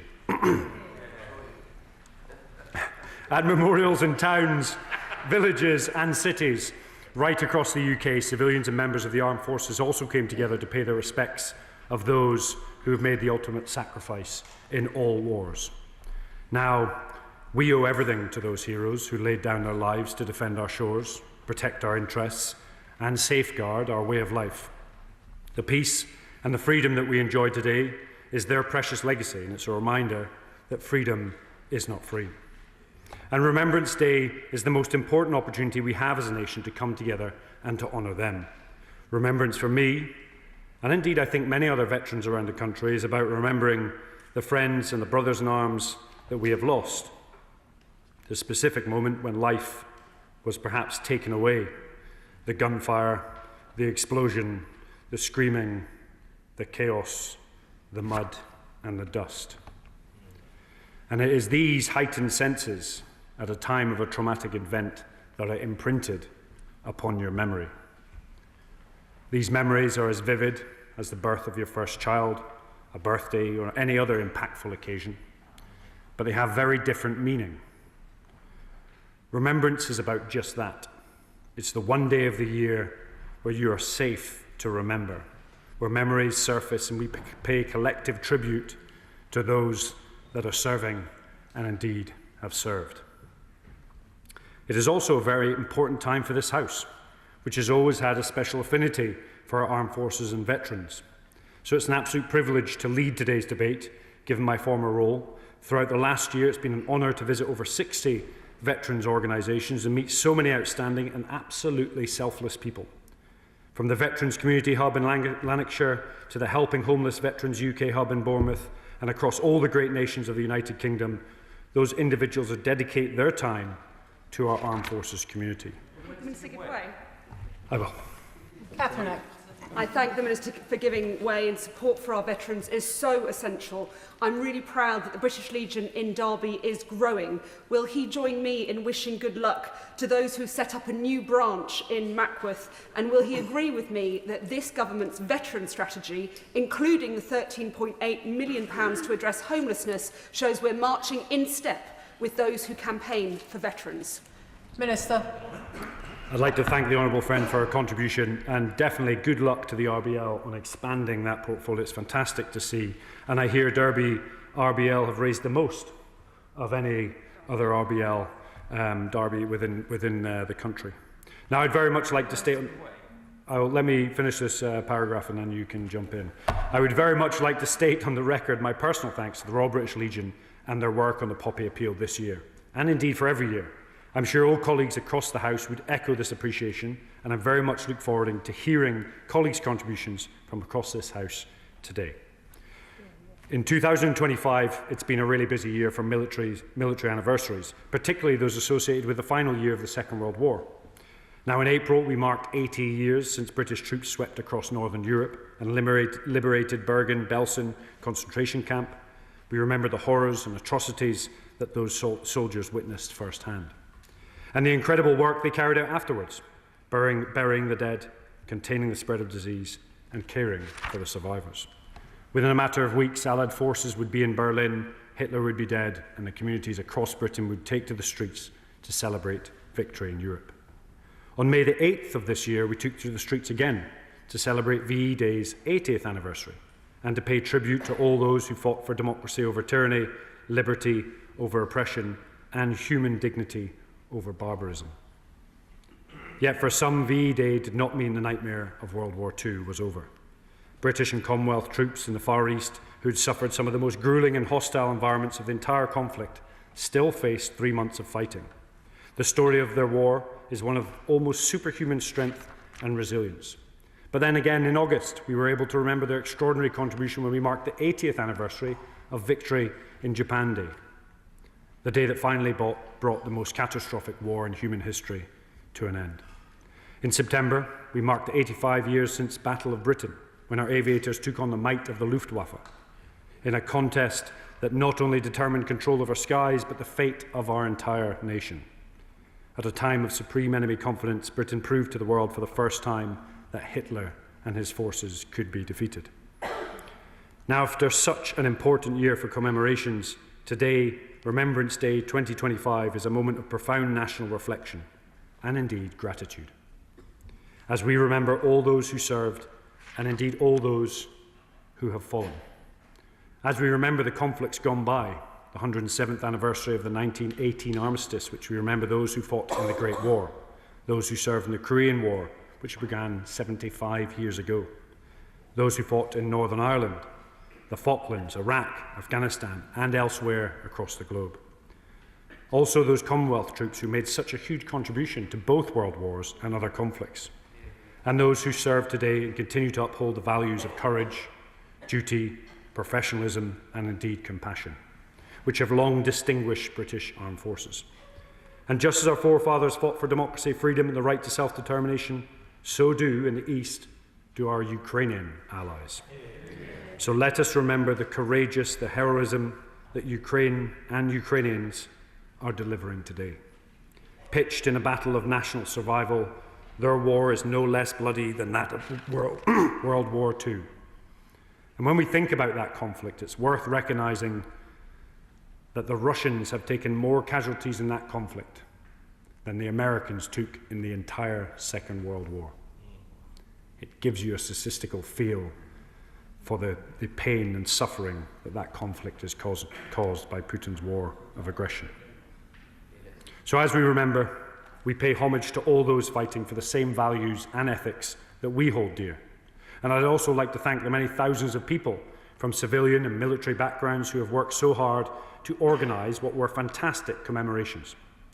Defence ministers have travelled the length and breadth of the UK on both sides of the benches, ministerial and opposition, whether it be the Royal Irish Regiment's annual Remembrance Service in Belfast, whether it be the Field of Remembrance in Cardiff, the Scottish National Remembrance Sunday event, the Remembering Afghanistan events at the National Memorial Arboretum, or indeed the War Widows Association annual service at the Cenotaph, and many, many others. These are just a tiny fraction of the many events up and down the country which have been possible by the tireless work of our armed forces and thousands of people in local communities. When the last survey was undertaken in 2018, it showed that 28,115 members of the Army alone attended Remembrance Day, parades at over 620 different events. And if not similar, it was probably more this year. Events are also being held worldwide, from Riga, where UK officials joined commemorations at the Jelgava Commonwealth War Graves site, to Senegal, where colleagues held an act of remembrance at the Bel Air Cemetery in Dakar. And as we discuss the role that our armed forces play in remembrance today, we must also consider the remarkable work that serving personnel perform all year round, educating young people about the history of defence, deterrence and warfare, promoting awareness and raising funds through charities, including through the Royal British Legion's incredible Poppy Appeal, and working with the Commonwealth War Graves Commission to maintain military graves to the highest possible standard all around the world. Today we thank them for their outstanding contribution. I will. I'm very grateful to the Minister for giving way, and I won't take it personally in interest of peace and togetherness that he chose the East Midlands over the West Midlands earlier. Madam Deputy Speaker, he should know better. But can I just thank the Minister, being from the West Midlands, but can I thank the Minister for his reference to young people, and will he join me in thanking all those young people I was with today at the Cenotaph in Newcastle Lyme this morning, from local schools who had their homemade poppies and wreaths, in whose hands our future and our commitment to democracy and to peace lie, and it is no more important responsibility on us as adults, as it were, to make sure that they are part of bringing our country together. I'd like to thank the honourable friend for what is a really poignant contribution, and thank those in Newcastle under Lyme for making sure that awareness about the sacrifice is spread not just across the adult population but across the youth today. I always say that navies, armies, air forces don't win wars, industries, economies and societies do, and making sure society never forgets the past is absolutely critical. I'm very grateful to the Minister. Can I say that there is no more appropriate member of this House to be introducing this debate today than the honourable gentleman with his distinguished record.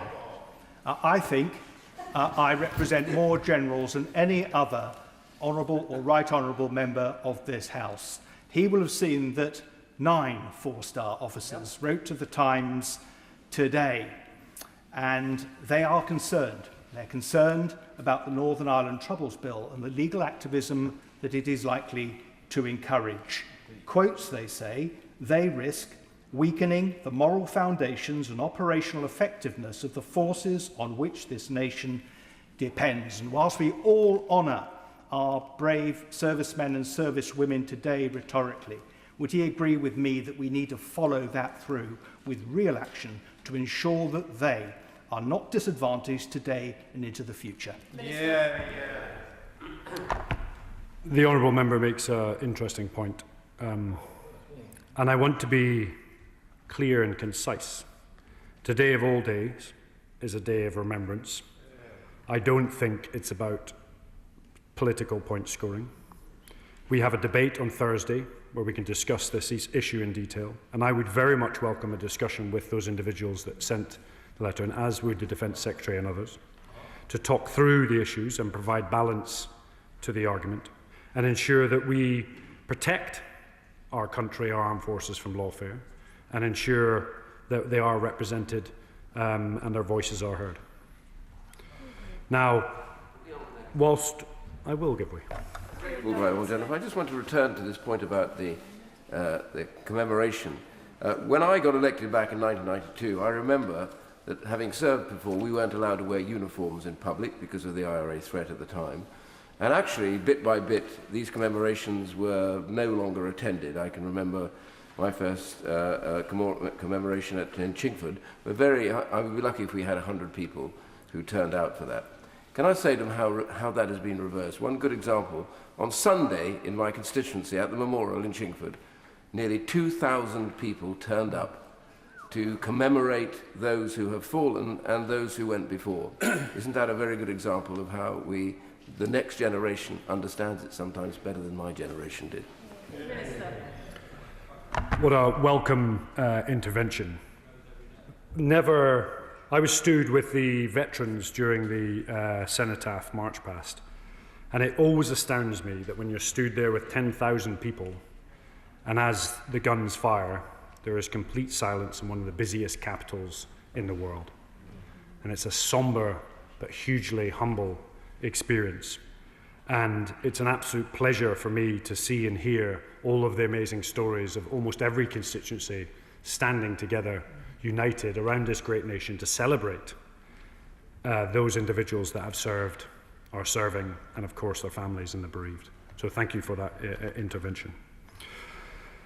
Now, whilst we often focus on the individuals that have been lost, we must also remember those that were left behind. The mothers, the fathers, the brothers, sisters, partners, wives, and husbands, who after one of those traumatic events all need to adapt to a new way of life. We need to remember them and remember them all, and acknowledge that whilst the loved ones perhaps paid the ultimate sacrifice, it's not just the individual that serves, but the whole family that serves, and they often suffer in silence long after the event. I will. I thank the right honourable gentleman for giving way, and he's right to acknowledge not just the veterans but those that have loved them. And today my son had the privilege of reading names at our local cenotaph of those that were killed in World War II, and also of my best friend who was a Royal Marine who died in 2012 in Afghanistan. And it was an incredibly proud moment for me that my son got to read his name and remember the sacrifice that those that have loved and lost made for us to live our lives. So thank you to the Minister for acknowledging those that have loved and lost. Well, thank you for such a moving contribution. And may I say, in jest, you have a very good choice of best friends. And I know his memory will live long into the future. And it's a delight to hear that your son was taking part in that commemoration. Now, importantly, we must look after bereaved children. Madam Deputy Speaker, if you don't mind, I'd be delighted to highlight that following our little jaunt up Everest that we did earlier on this year, we've managed to raise £500,000, just under, for veterans' charities and the specific needs of bereaved children, which will go to help those loved ones across a whole plethora of different charities.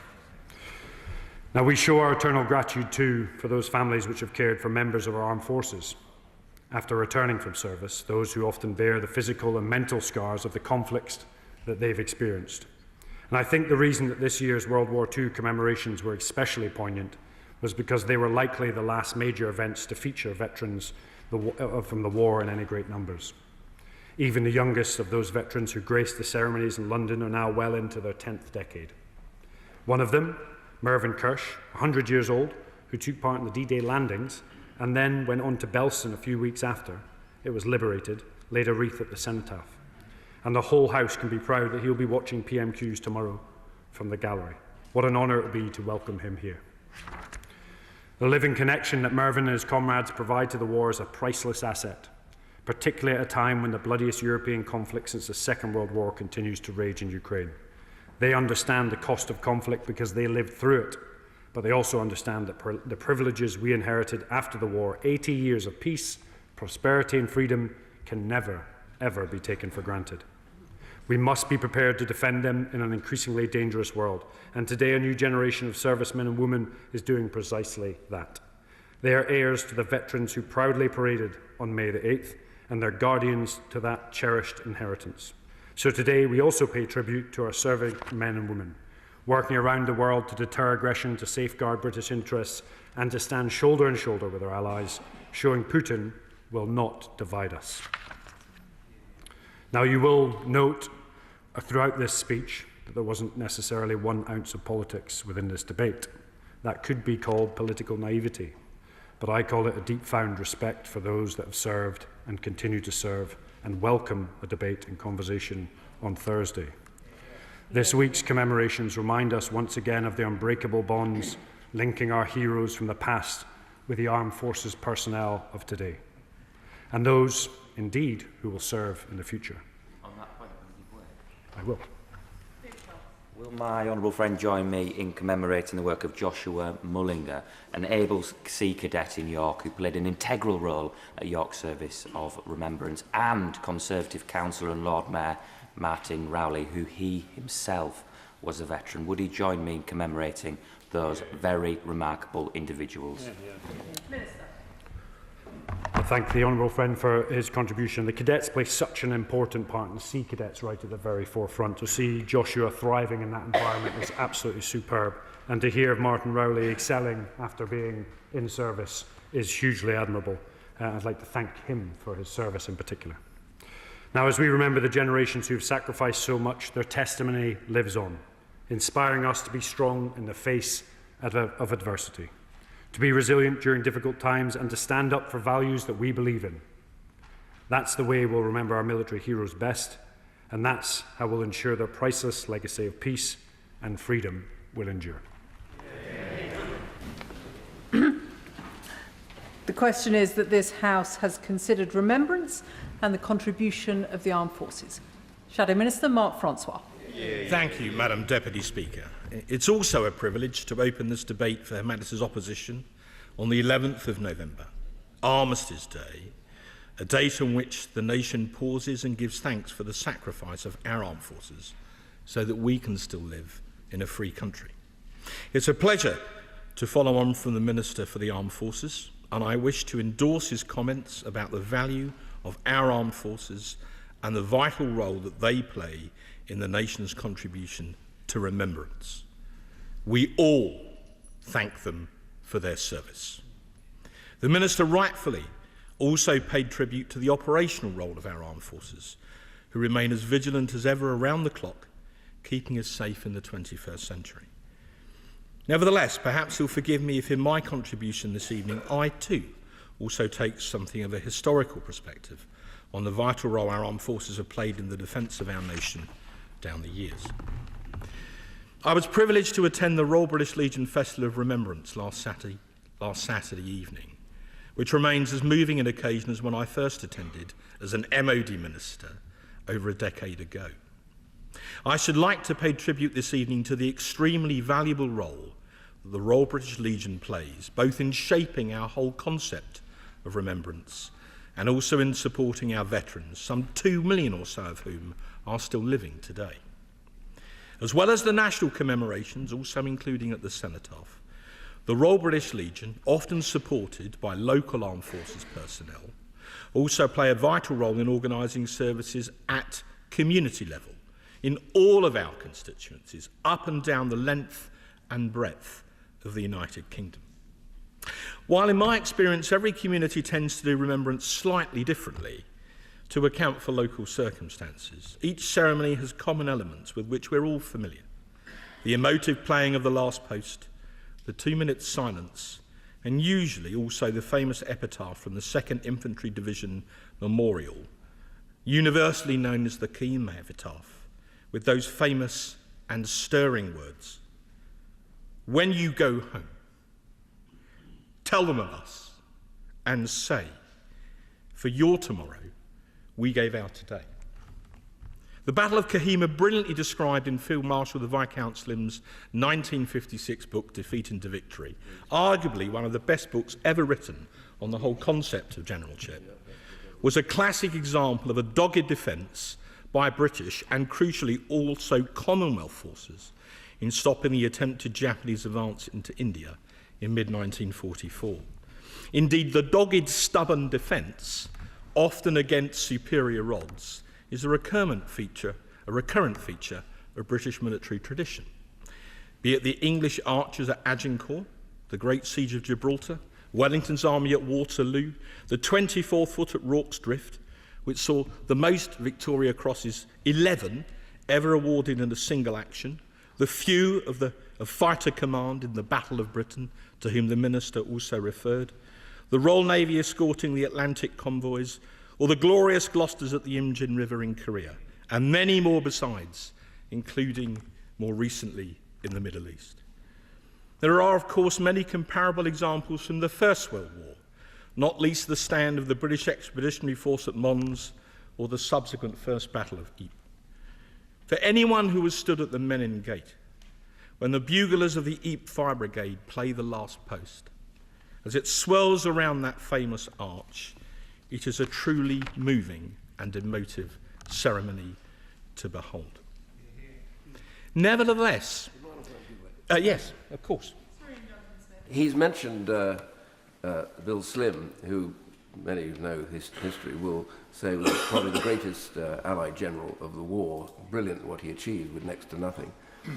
But there was something very special about the 14th Army, which comes out in other accounts. I don't know if he agrees with me, that apart from just fighting, the reality was that there were Indian members of the 14th and also British members. They served in the same slit trenches. They ran to aid each other, regardless of race or anything else. They delivered for each other. That was the most remarkable bit about the story of the 14th, was it didn't matter who you were or where you came from, you were as one against the tyranny of the Japanese. I completely agree with my right honourable and gallant friend. The history of 14th Army is a proud one. It was a marvellous amalgam under a brilliant leader of people from countries and races around the entire Commonwealth who fought with one common aim, which was for freedom. They were sometimes called the Forgotten Army. They are not forgotten tonight. But I want to recall that after the horrors of the trenches and an understandable aversion to war in the 1920s, with Britain exhausted both financially and emotionally by the horrors of the Great War, the government of the day introduced what came to be known as the 10-year rule. This was not just the policy of the War Office or the Admiralty, as they then were, but was a pan-Whitehall edict, the essence of which was that Britain would not have to fight another major war for at least 10 years. This key planning assumption became the centrepiece of British strategic theory, and, with strong endorsement from the Treasury, the 10-year rule soon became a rolling one, extended on an annual basis. Given that no war was expected for at least a decade, this allowed for major economies in the financing of the armed forces and associated running down of all three services. As one example of how seriously the 10-year rule was taken and implemented, even Winston Churchill, in his time as Chancellor of the Exchequer in the 1920s, exerted pressure to cut back on his beloved Royal Navy, the same service he had fought tenaciously to expand as First Lord of the Admiralty barely a decade before. Indeed, as a mood of pacifism gripped the nation, in 1933, the same year in which Adolf Hitler became Chancellor of Germany, the earnest students of the Oxford Union, who are having their own problems at the moment, passed a motion by a majority of over 2-1 that this House will under no circumstances fight for its king and country. The subsequent policy of appeasement among the 1930s British establishment, the blob of their day, was as erroneous then as it would be today. Authoritarian dictators tend to admire strength, particularly their own, and to despise weakness, a lesson that any British government, including this one, would do well to remember. History tells us again and again that the appeasement of dictators does not work, just as it failed to work in the 1930s. The 10-year rule, which by that stage had lasted well over a decade, was eventually only rescinded in 1935-6, as Britain began to rearm in response to Hitler's increasingly bellicose behaviour. Nevertheless, that rearmament and comparable action by our allies was ultimately insufficient to deter what then became the Second World War, a brutal conflict in which over 50 million people died, far more even than had perished in the supposed war to end all wars some 2 decades before. I mention all this, Madam Deputy Speaker, not just because I studied history, then military history at university, but because if, as members of this House believe, as I have always believed, the ultimate goal of our armed forces is to save lives by deterring war and persuading any potential aggressor that they could not prevail, then even today we need to ask ourselves, all of us, regardless of party, the question whether or not we are doing enough to secure the peace by maintaining sufficiently strong armed forces to provide such a vital deterrent effect. As a historical fact, twice in the last century, this country paid an immense cost in both blood and treasure to defeat militarism. Today, the threats are somewhat different, with a war on our doorstep in Europe following Russia's barbaric and illegal invasion of Ukraine. The Ukrainians are, in effect, now fighting for our freedom too, and we must back them to the hilt as a result. We also see a major rearmament by China. North Korea continues to develop even longer-range ICBMs, now with support from Russia, while Iran continues to exert malign influence across the Middle East, even after the successful American strike on its emerging nuclear capabilities. So the circumstances may have changed, but the principle remains exactly the same. We in the Western democracies cannot drop our guard against the growing powers of the 21st century autocracies, something those who fought in the Second World War would instinctively understand only too well. So whilst bearing in mind the Minister's caution, I was genuinely concerned to read one passage of the government's recent Strategic Defence Review, its seminal defence policy document, where on page 43, under the heading of Transforming UK Warfighting, the document states this: This review charts a new era for defence, restoring the UK's ability to deter, fight and win with allies against states with advanced military forces by 2035. I say to the Minister, in all sincerity, there seems there to be an echo of the 10-year rule of the 1920s. Whilst there was a great deal of good in the SDR, not least the intention to speed up our highly bureaucratic procurement system, about which the Minister knows I've always held firm views, I nevertheless do worry, given increasing threats from Russia and now also from China, whether the Ministry of Defence today displays the genuine sense of urgency that is required to meet the challenges which we now all clearly face. Now, before I'm accused of selective quoting, within the same paragraph of the SDR, it does go on to say, this vision could be achieved more quickly, should circumstances demand it, and should more resources be made available. Notwithstanding those words, with much of the new money in the SDR unavailable for at least 2 years, and a multi-billion-pound programme of in-year efficiency savings now underway, I merely ask, have we really learned the lessons of the past century as well as we might? In conclusion, we in these islands have always, ultimately, been prepared to make great sacrifices to uphold the freedom of Europe, and indeed of the wider world itself. That's why, given our history, we should never forget that the first duty of government remains the defence of the realm. In response to the philosopher Edmund Burke's famous challenge that all that is necessary for the triumph of evil is that good men do nothing, twice in the last century, our own good men and women across the nation stood up to and defeated such evil.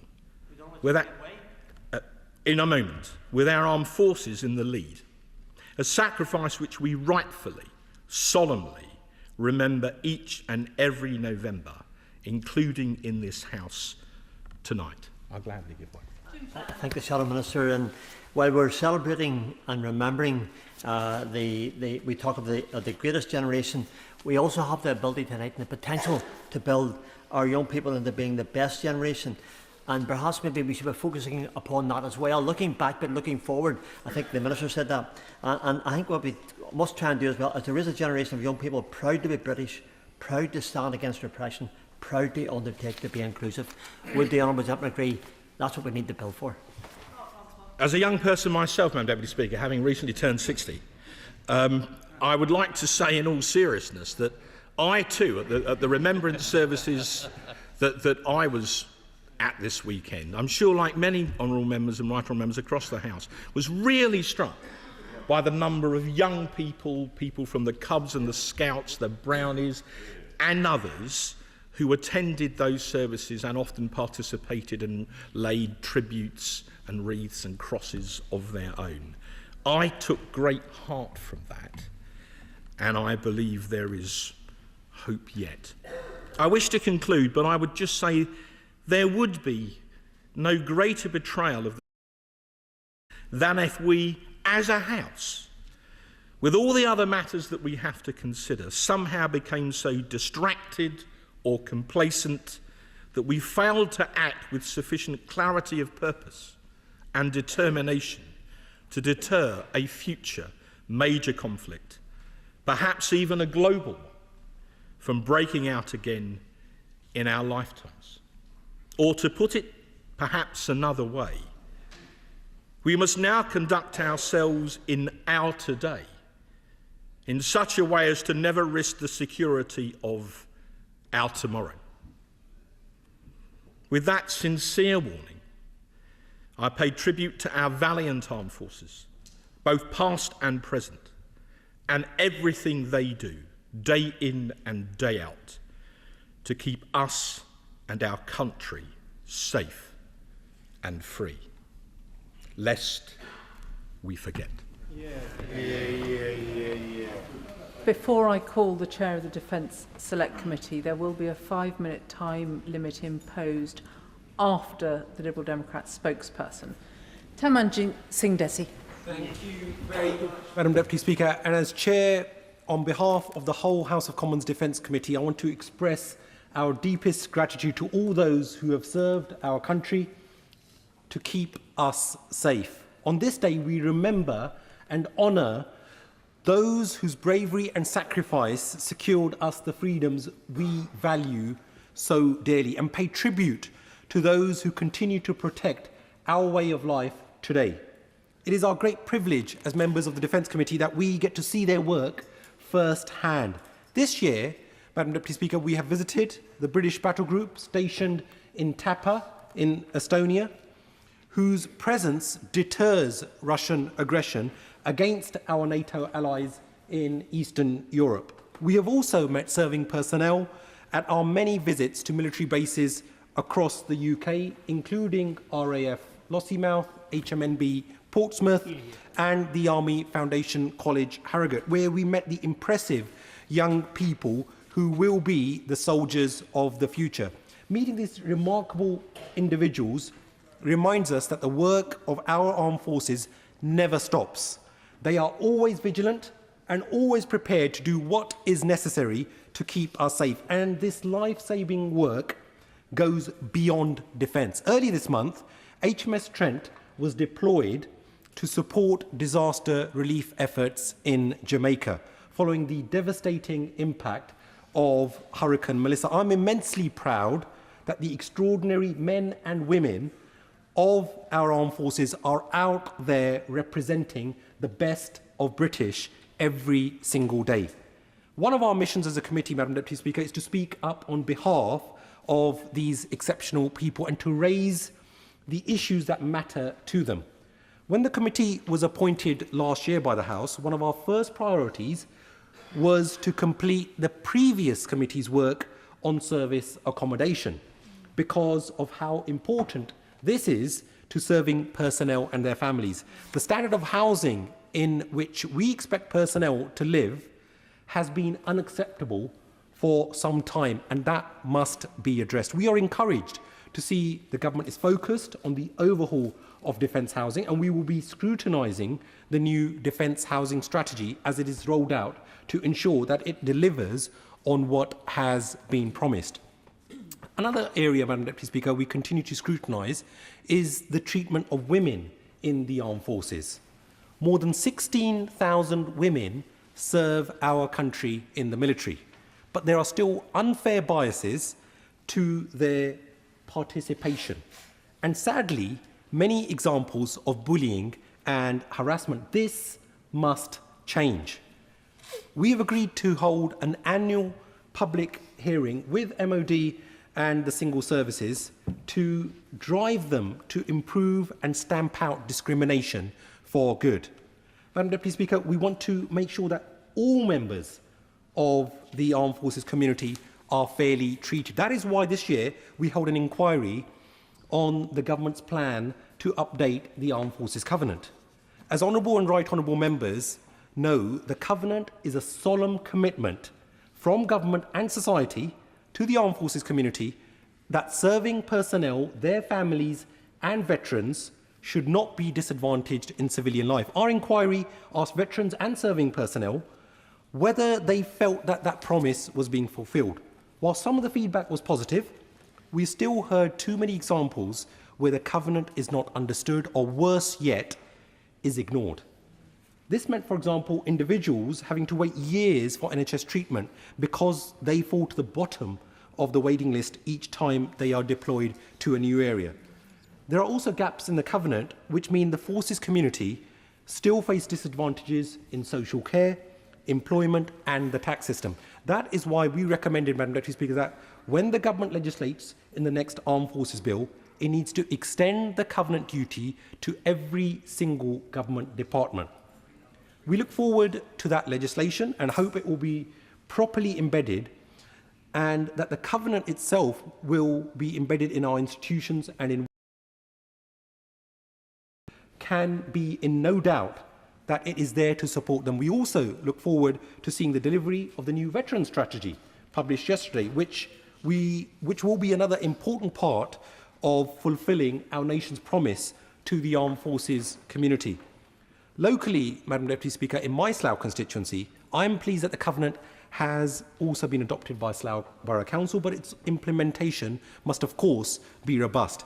Slough has a proud and enduring history of supporting our troops. In fact, our iconic Slough Trading Estate's very roots came from being established as a military repair depot in the First World War. And Langley Airfield, Madam Deputy Speaker, was a proud producer of thousands of Hawker Hurricanes in the Second World War.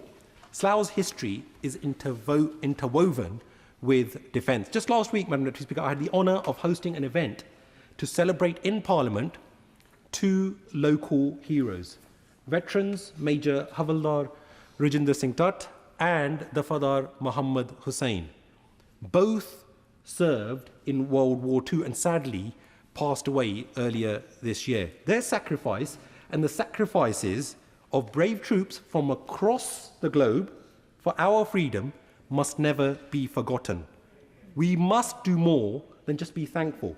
We must actively celebrate and honour the service of all, especially in these febrile times, to include those from across the world who ensured that our freedoms could be preserved. Remembrance, Madam Deputy Speaker, should never be exclusive. Today's remembrance services honour the past, but they also remind us of the duty performed by those who defend us today in an increasingly dangerous world.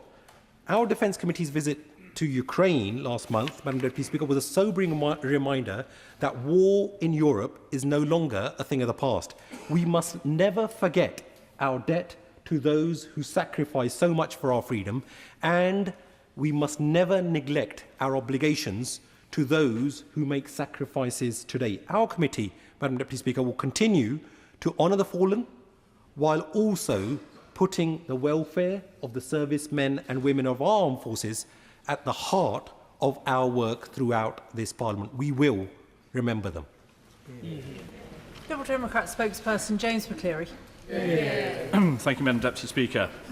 Remembrance is a day when our nation pauses to honour those who have served, those who continue to serve, and most especially those who made the ultimate sacrifice in defence of our freedoms. Indeed, I was in Polegate in my constituency just this morning to lay a wreath alongside representatives of the local Royal British Legion, councillors and local clubs and societies. And on Sunday I also had the honour of laying wreaths in Ringmer and Lewis in my constituency. I think it's a unique honour that we as MPs have, to have the opportunity to stand alongside people from across our community, including particularly young people, of which there was a huge turnout at all our remembrance events, to lay wreaths to remember those who made the ultimate sacrifice for us. During the Second World War, our corner of Sussex saw convoy after convoy of troops and provisions pass through our small villages and country lanes. Indeed, some of those country lanes still bear the scars of tank tracks that damaged curbs and other infrastructure. In 1942, Operation Jubilee, otherwise known as the Dieppe Raid, was launched from Newhaven in my constituency to test plans for the future full-scale invasion of the Normandy coast. The cost was very high, and the operation saw nearly 4,000 Canadian and British troops killed, wounded or taken prisoner. Every year we remember those brave soldiers at ceremonies in Newhaven and Dieppe. Today in my constituency of Lewis there are over 3,600 households with at least one veteran. Remembrance Day is an event that brings us together, a time of unity and pride, as well as solemnity and reflection. Yet, Madam Deputy Speaker, remembrance without action is merely sentiment. True remembrance demands that we translate our gratitude into tangible support for those who have served. It demands that we look honestly at how we treat our veterans and serving personnel today, not just how we commemorate those of yesterday. And when we do so with clear eyes, we must acknowledge an uncomfortable truth that we can do better. And that is why I really welcome the publication of the government's new veterans strategy this week. Madam Deputy Speaker, Britain's armed forces are the finest in the world. Our servicemen and women possess unparalleled skill, courage and dedication. And this is the legacy we must uphold. The men and women who wear our uniform today stand in an unbroken line, stretching back through centuries, as we've heard from the Honourable Member to my right. They carry forward the same spirit that saw their predecessors stand firm against wannabe despots from Napoleon to Hitler. But excellence requires investment. Defence is not simply another department competing for resources, but the fundamental obligation of the state. the bedrock upon which all of our other freedoms depend. Without security, there can be no prosperity, and without defence, there can be no democracy. The world today is more dangerous than at any time since the end of the Cold War.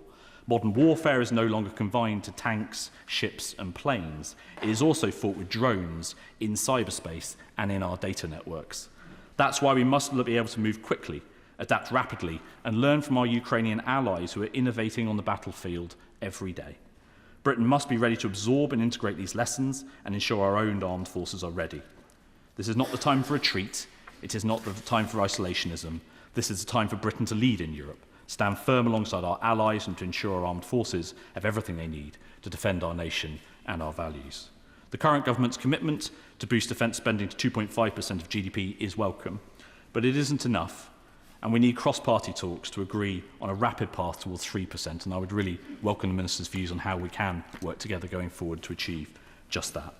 We have the most capable military in Europe, so as the US continues to draw down its forces across our continent, as it has recently by withdrawing a division from Romania, let us be under no illusion that it will be the UK that will be looked at to lead on stepping up. We need sustained long-term investment in our armed forces, not reactive gestures driven by an electoral cycle. Investment, as we've seen in the Strategic Defence Review, will need to be long-term over a sustained period of time. Madam Deputy Speaker, on this Remembrance Day, as we honour those who served before, we must also stand beside those serving today. Recruitment and retention are in crisis. More people leave our armed forces than join. The Haythorne-Thwaite report identified family impact as the most common reason for departure. 1/3 of military spouses say they would be happier if their partner left the service. We have failed to provide decent housing. We have failed to support military families adequately. 3/4 of all personnel live in service accommodation, yet barely half remain satisfied with its condition. I welcome the government's announcement of £9 billion for military housing, but we need to be clear that this is not generosity, it is catching up on the years of neglect. The housing crisis for veterans extends beyond their time in the service. Thousands of households containing someone who served in our armed forces are assessed as homeless each year, and that figure is rising, shamefully. Veterans on our streets in 2025 is a profound dereliction of duty to them. Madam Deputy Speaker, I was very pleased to hear the Chair of the Select Committee mention women and the treatment of women in our armed forces, which is a major concern, I'm sure, to all of us.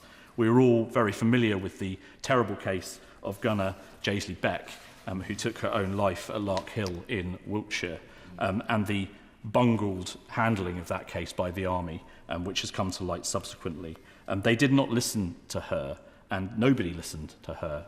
And the failure to take appropriate action was, the inquest found, a direct contributor to her death. The Atherton report revealed the scale of the crisis. The majority of women who responded reporting experiencing bullying, discrimination, harassment or sexual assault during their service, sometimes at the hands of senior officers. The Ministry of Defence has introduced reforms, but these reforms are not having the impact on the ground that was hoped. We must implement every recommendation of the Atherton report. We must ensure that the new Independent Armed Forces Commissioner has responsibility for handling serious complaints. We must do more to improve conviction rates for sexual assaults within the armed forces. How can we expect women to put their lives on the line to keep us safe when their voices are still not being heard within their own ranks? Madam Deputy Speaker, mental health also represents another critical area in which we have fallen short. More than half of our veterans report having experienced mental health problems, yet when veterans seek help, they face long waiting times, inadequate provision, services that fail to understand their specific needs. We must provide comprehensive mental health support with easy-to-access professional help. We must offer regular mental health assessments at key transition points. We must fight the stigma surrounding mental health so that asking for help is not seen as a weakness, but as a strength. The global security landscape is more volatile and unpredictable than it has been in a generation. Russia's invasion of Ukraine has shattered the relative peace on our continent that for decades we have enjoyed. An emboldened Kremlin seeks to undermine Western democracies through disinformation, cyber attacks, and attempts to influence our political processes. We have seen evidence of Russian interference in elections across Europe, attempts to sow discord through social media manipulation, and sustained efforts to weaken NATO from within. China expands its military capabilities and asserts increasingly aggressive territorial claims. Instability spreads across the Middle East, Africa and beyond. Authoritarian regimes grow bolder whilst democracies appear hesitant and at times divided. So our commitment to NATO must remain the cornerstone of our security. Only a few weeks ago, Portsmouth-based HMS Duncan was deployed under NATO command to shadow the Russian destroyer Vice Admiral Kulakov through the Channel. It was a striking image of an alliance in action, British, French and Dutch forces working together to protect our shared waters. The ageing Russian vessel, limping westward, stood in stark contrast to the cutting-edge capability of the Royal Navy's Type 45 destroyer. It is proof our strength lies not in isolation, but in standing together with our allies at sea and beyond. Far away. Very grateful to the honourable gentleman for giving way. On that point about European cooperation, a view with which I shared, would you agree with me that it would be more than helpful, particularly in the face of Russian aggression, as he mentions, American retraction from European defence, for the French government to take a further look at how we can be involved as the United Kingdom in a shared European defence approach, instead of trying to blackmail His Majesty's government for a very large payoff in order to pay into something which is actually designed to protect all European citizens?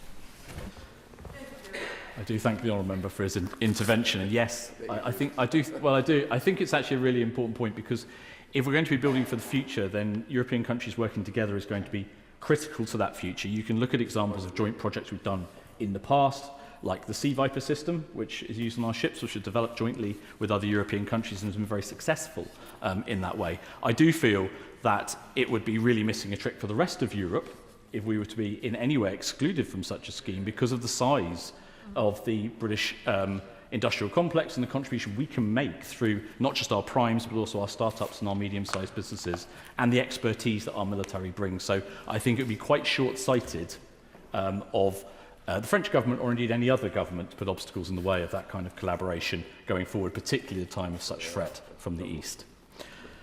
So we understand that to truly honour our armed forces personnel, we must uphold the principles they serve by protecting our country with the same dedication and resolve that they have shown in its defence. There are 1.8 million veterans in England and Wales, plus 150,000 full-time serving personnel and their families. They are our neighbours, our colleagues, our friends and our family members. Britain's armed forces are the finest in the world, but they need to be given the capabilities to meet the threats we face. They need decent housing, comprehensive healthcare, proper mental health support, fair compensation, and genuine respect. Defence is not an optional extra, but the foundation of everything else we hold dear. On this Remembrance Day, let's do more than remember. Let us resolve to act. Let us commit to providing everything our armed forces community deserves. Let us prove ourselves worthy of the sacrifice made by those who gave everything so that we can live in freedom and security. Madam Deputy Speaker, they stood for us. Now we must stand for them. That is the essence of remembrance. That is the measure of our patriotism. That is our duty. That is our obligation to those who serve, lest we forget. Jessica Morden. Thank you very much for calling me Madam Deputy Speaker. And like all honourable members, I had the honour this weekend of being part of our remembrance service. And as always, Newport Cenotaph was hugely well attended by veterans, by service personnel and residents from across our city who all came together to pay our respects to those who have served our country and to those who continue to serve today to keep us safe, and we thank them deeply. Thanks also are due to the Royal British Legion with the support of the local community in Caerleon, has adorned every lamppost and school railings with beautiful red poppies. And today in Redwick Village, I'd like to thank the Redwick History Group, who, along with the community members and representatives of the Rifles, have unveiled a grave marker for a Crimean War veteran, Henry Davis, who has lain for 118 years in an unmarked grave in the churchyard there. Now, as well as honouring sacrifices, remembrance also, I think, means listening to those who are still seeking justice. And ministers will be aware veterans of the Falklands War from the Welsh Guards in Newport and across Wales continue to campaign for the release of papers relating to the Board of Inquiry into the bombing of the Sir Galahad in 1982. It's 43 years since the attack in which 56 died and many more were injured. And ever since, survivors and their families have sought transparency about what happened, but they need those documents declassified, some of which are scheduled to remain closed until 2026, which is a long, long time to wait. It was my constituent Mike Hermanis, formerly of the Welsh Guards, who first brought this to me in a surgery in St Julian around 3 years ago. And on behalf of him and others like Kevin Edwards, can I urge the department to help speed the process up?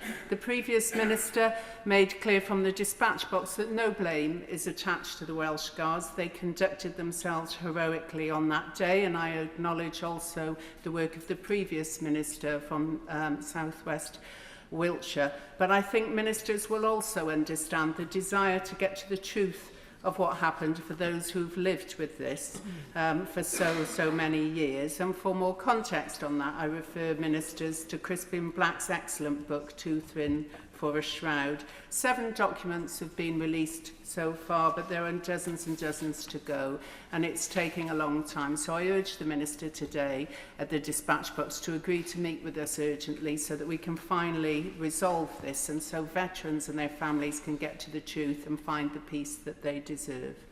This weekend, our city will also remember those who served in the Merchant Navy at a service organised by the Merchant Navy Association, which is ably chaired by my excellent constituent, Alan Spate. The vital role of the Merchant Navy in conflict is sometimes a little overshadowed and underappreciated. Over 54,000 seafarers lost their lives during both World Wars while maintaining vital supply lines under constant threat from enemy submarines and aircraft.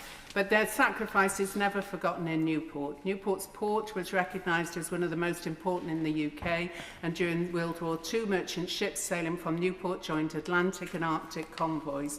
More than 430 seamen from Newport were lost in the war, including those on the SS Llanwern, of which just 11 of a 60-strong crew made it back. And we also remember Raymond Steed, the second youngest to die, just age 14, when the SS Empire Morn was blown up by a U-boat. Not forgotten either, their sacrifice is not forgotten either by our doorkeeper Paul, whose uncle Jimmy Kehoe died in 1941 when his ship was too sunk by a U-boat.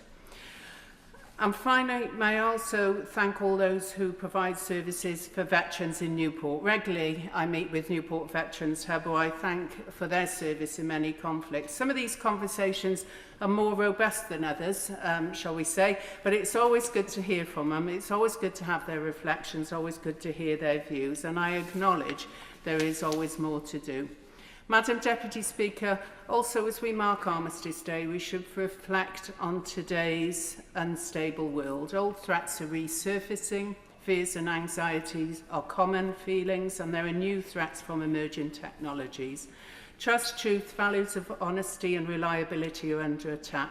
Remembrance is about the loss of brave lives, but also a living example of our resistance, our determination to defend our values, to demand truth, and to not to give in to hostile forces. And in these difficult times, we thank all those who have served and all those who serve today. Thank you. Sir David Davis. Thank you, Madam Deputy Speaker. Every nation, quite rightly, celebrates the heroism of its soldiers. But in the United Kingdom's case, we also celebrate their skill in avoiding innocent deaths when dealing with the enemies of our nation and our democracy. When nations neutralise terrorists, they typically use a bomb or a missile. And bombs and missiles also kill innocent bystanders in the house, in the wedding party, in the bus. So Britain, as the Minister knows better than anybody else, uses special forces very often in those circumstances. And if I may quote the words of Richard Williams, the former commanding officer of 22 SAS on our operations in Iraq, he said, "The SAS soldiers took extreme risks facing violent and well-prepared opposition to capture these terrorists and hand them on to Iraqi justice and detention. It was a deliberate and careful approach. It required precision, intelligence, self-control and skill in the face of immense danger. The very opposite of the hot-blooded murderous drama depicted by ill-informed outsiders. At the start of 2005, approximately 100 vehicle-borne suicide bombs were being detonated every month in Baghdad by Al-Qaeda, and thousands of Shia Muslims were being slaughtered by assassination gangs. By the end of 2007, after the combined action of US and SAS forces, the number of suicide bombs had dropped to 1 a month, saving lives. And the Sunni population of central Iraq was supporting the coalition efforts in eradicating Al-Qaeda from their midst. It was a remarkable outcome, justifiably celebrated by military and political leaders, all down to our soldiers. But those special forces and that capacity to protect innocent lives is at risk. Only today, and as the Honourable Member for Westbury, South Wiltshire, said earlier, only today we've seen 9 retired 4-star generals warning in the Times of the damaging effects of lawfare. And if I may quote extensively some of their words and put them on the parliamentary record, quotes, "Having held the honour of leading the United Kingdom's armed forces, we feel bound to warn that the government's Northern Ireland Troubles Bill and the legal activism surrounding it risk weakening the moral foundations and the operational effectiveness of the forces on which this nation depends. Presented as a route to justice and closure, the bill achieves neither. It will not bring terrorists to account, it will not heal division in Northern Ireland, and it undermines the confidence of those who volunteer to serve this country at its request and under its authority. This lawfare is a direct threat to national security." Now, contrary to recent ministerial assurances, I'm still quoting, highly trained members of special forces are already leaving the service. These are the men and women who quietly neutralise threats and protect lives every week. Their loss is significant. It's a direct consequence of legal uncertainty and the erosion of trust. This is a corrosive form of lawfare which now extends far beyond Northern Ireland. Today, every deployed member of the British Armed Forces must consider not only the enemy in front, but also the lawyer behind. The fear that lawful actions may later be judged unlawful will paralyse decision-making, distort rules of engagement and deter initiative. Am I right on offending that? I will, briefly. Mark Francois. Can he confirm for the parliamentary record that of the 9 generals who have written this unprecedented letter, 3 of them are former chiefs of the General Staff, in other words, the professional head of the British Army? Yes, he's right. All of them, I think, have had soldiers serving under them in the front line at risk and had soldiers die under their command. So they're all people with very strong knowledge of what we're talking about. And I go on with the quotation. The distort rules of engagement and deter initiative. And make no mistake, our closest allies are watching uneasily, and our enemies will be rubbing their hands. So, if we do not speak up to protect both our current service personnel and our veterans, the innocent, as I described earlier, will suffer, because we will not be able to do what we've done in the past. And we'll find ourselves unable to defend our nation when called upon. Now, the Minister didn't like it when my honourable friend raised this issue before. And I understand it's an uncomfortable issue for a day like today. But it is important that we're not guilty of hypocrisy in this chamber. That we recognise that the people we are standing up for are facing a new threat which we have to deal with. And I have to say to the House, again in response to the Minister's probable discomfort on this matter, that I've been surprised in the last 2 weeks to have had, on 2 occasions actually in the last 2 weeks, to have a number of the people in the front line on this issue, if you like, quote Martin Luther King to me. And the quote they gave me was, "In the end, we will remember not the words of our enemies, but the silence of our friends.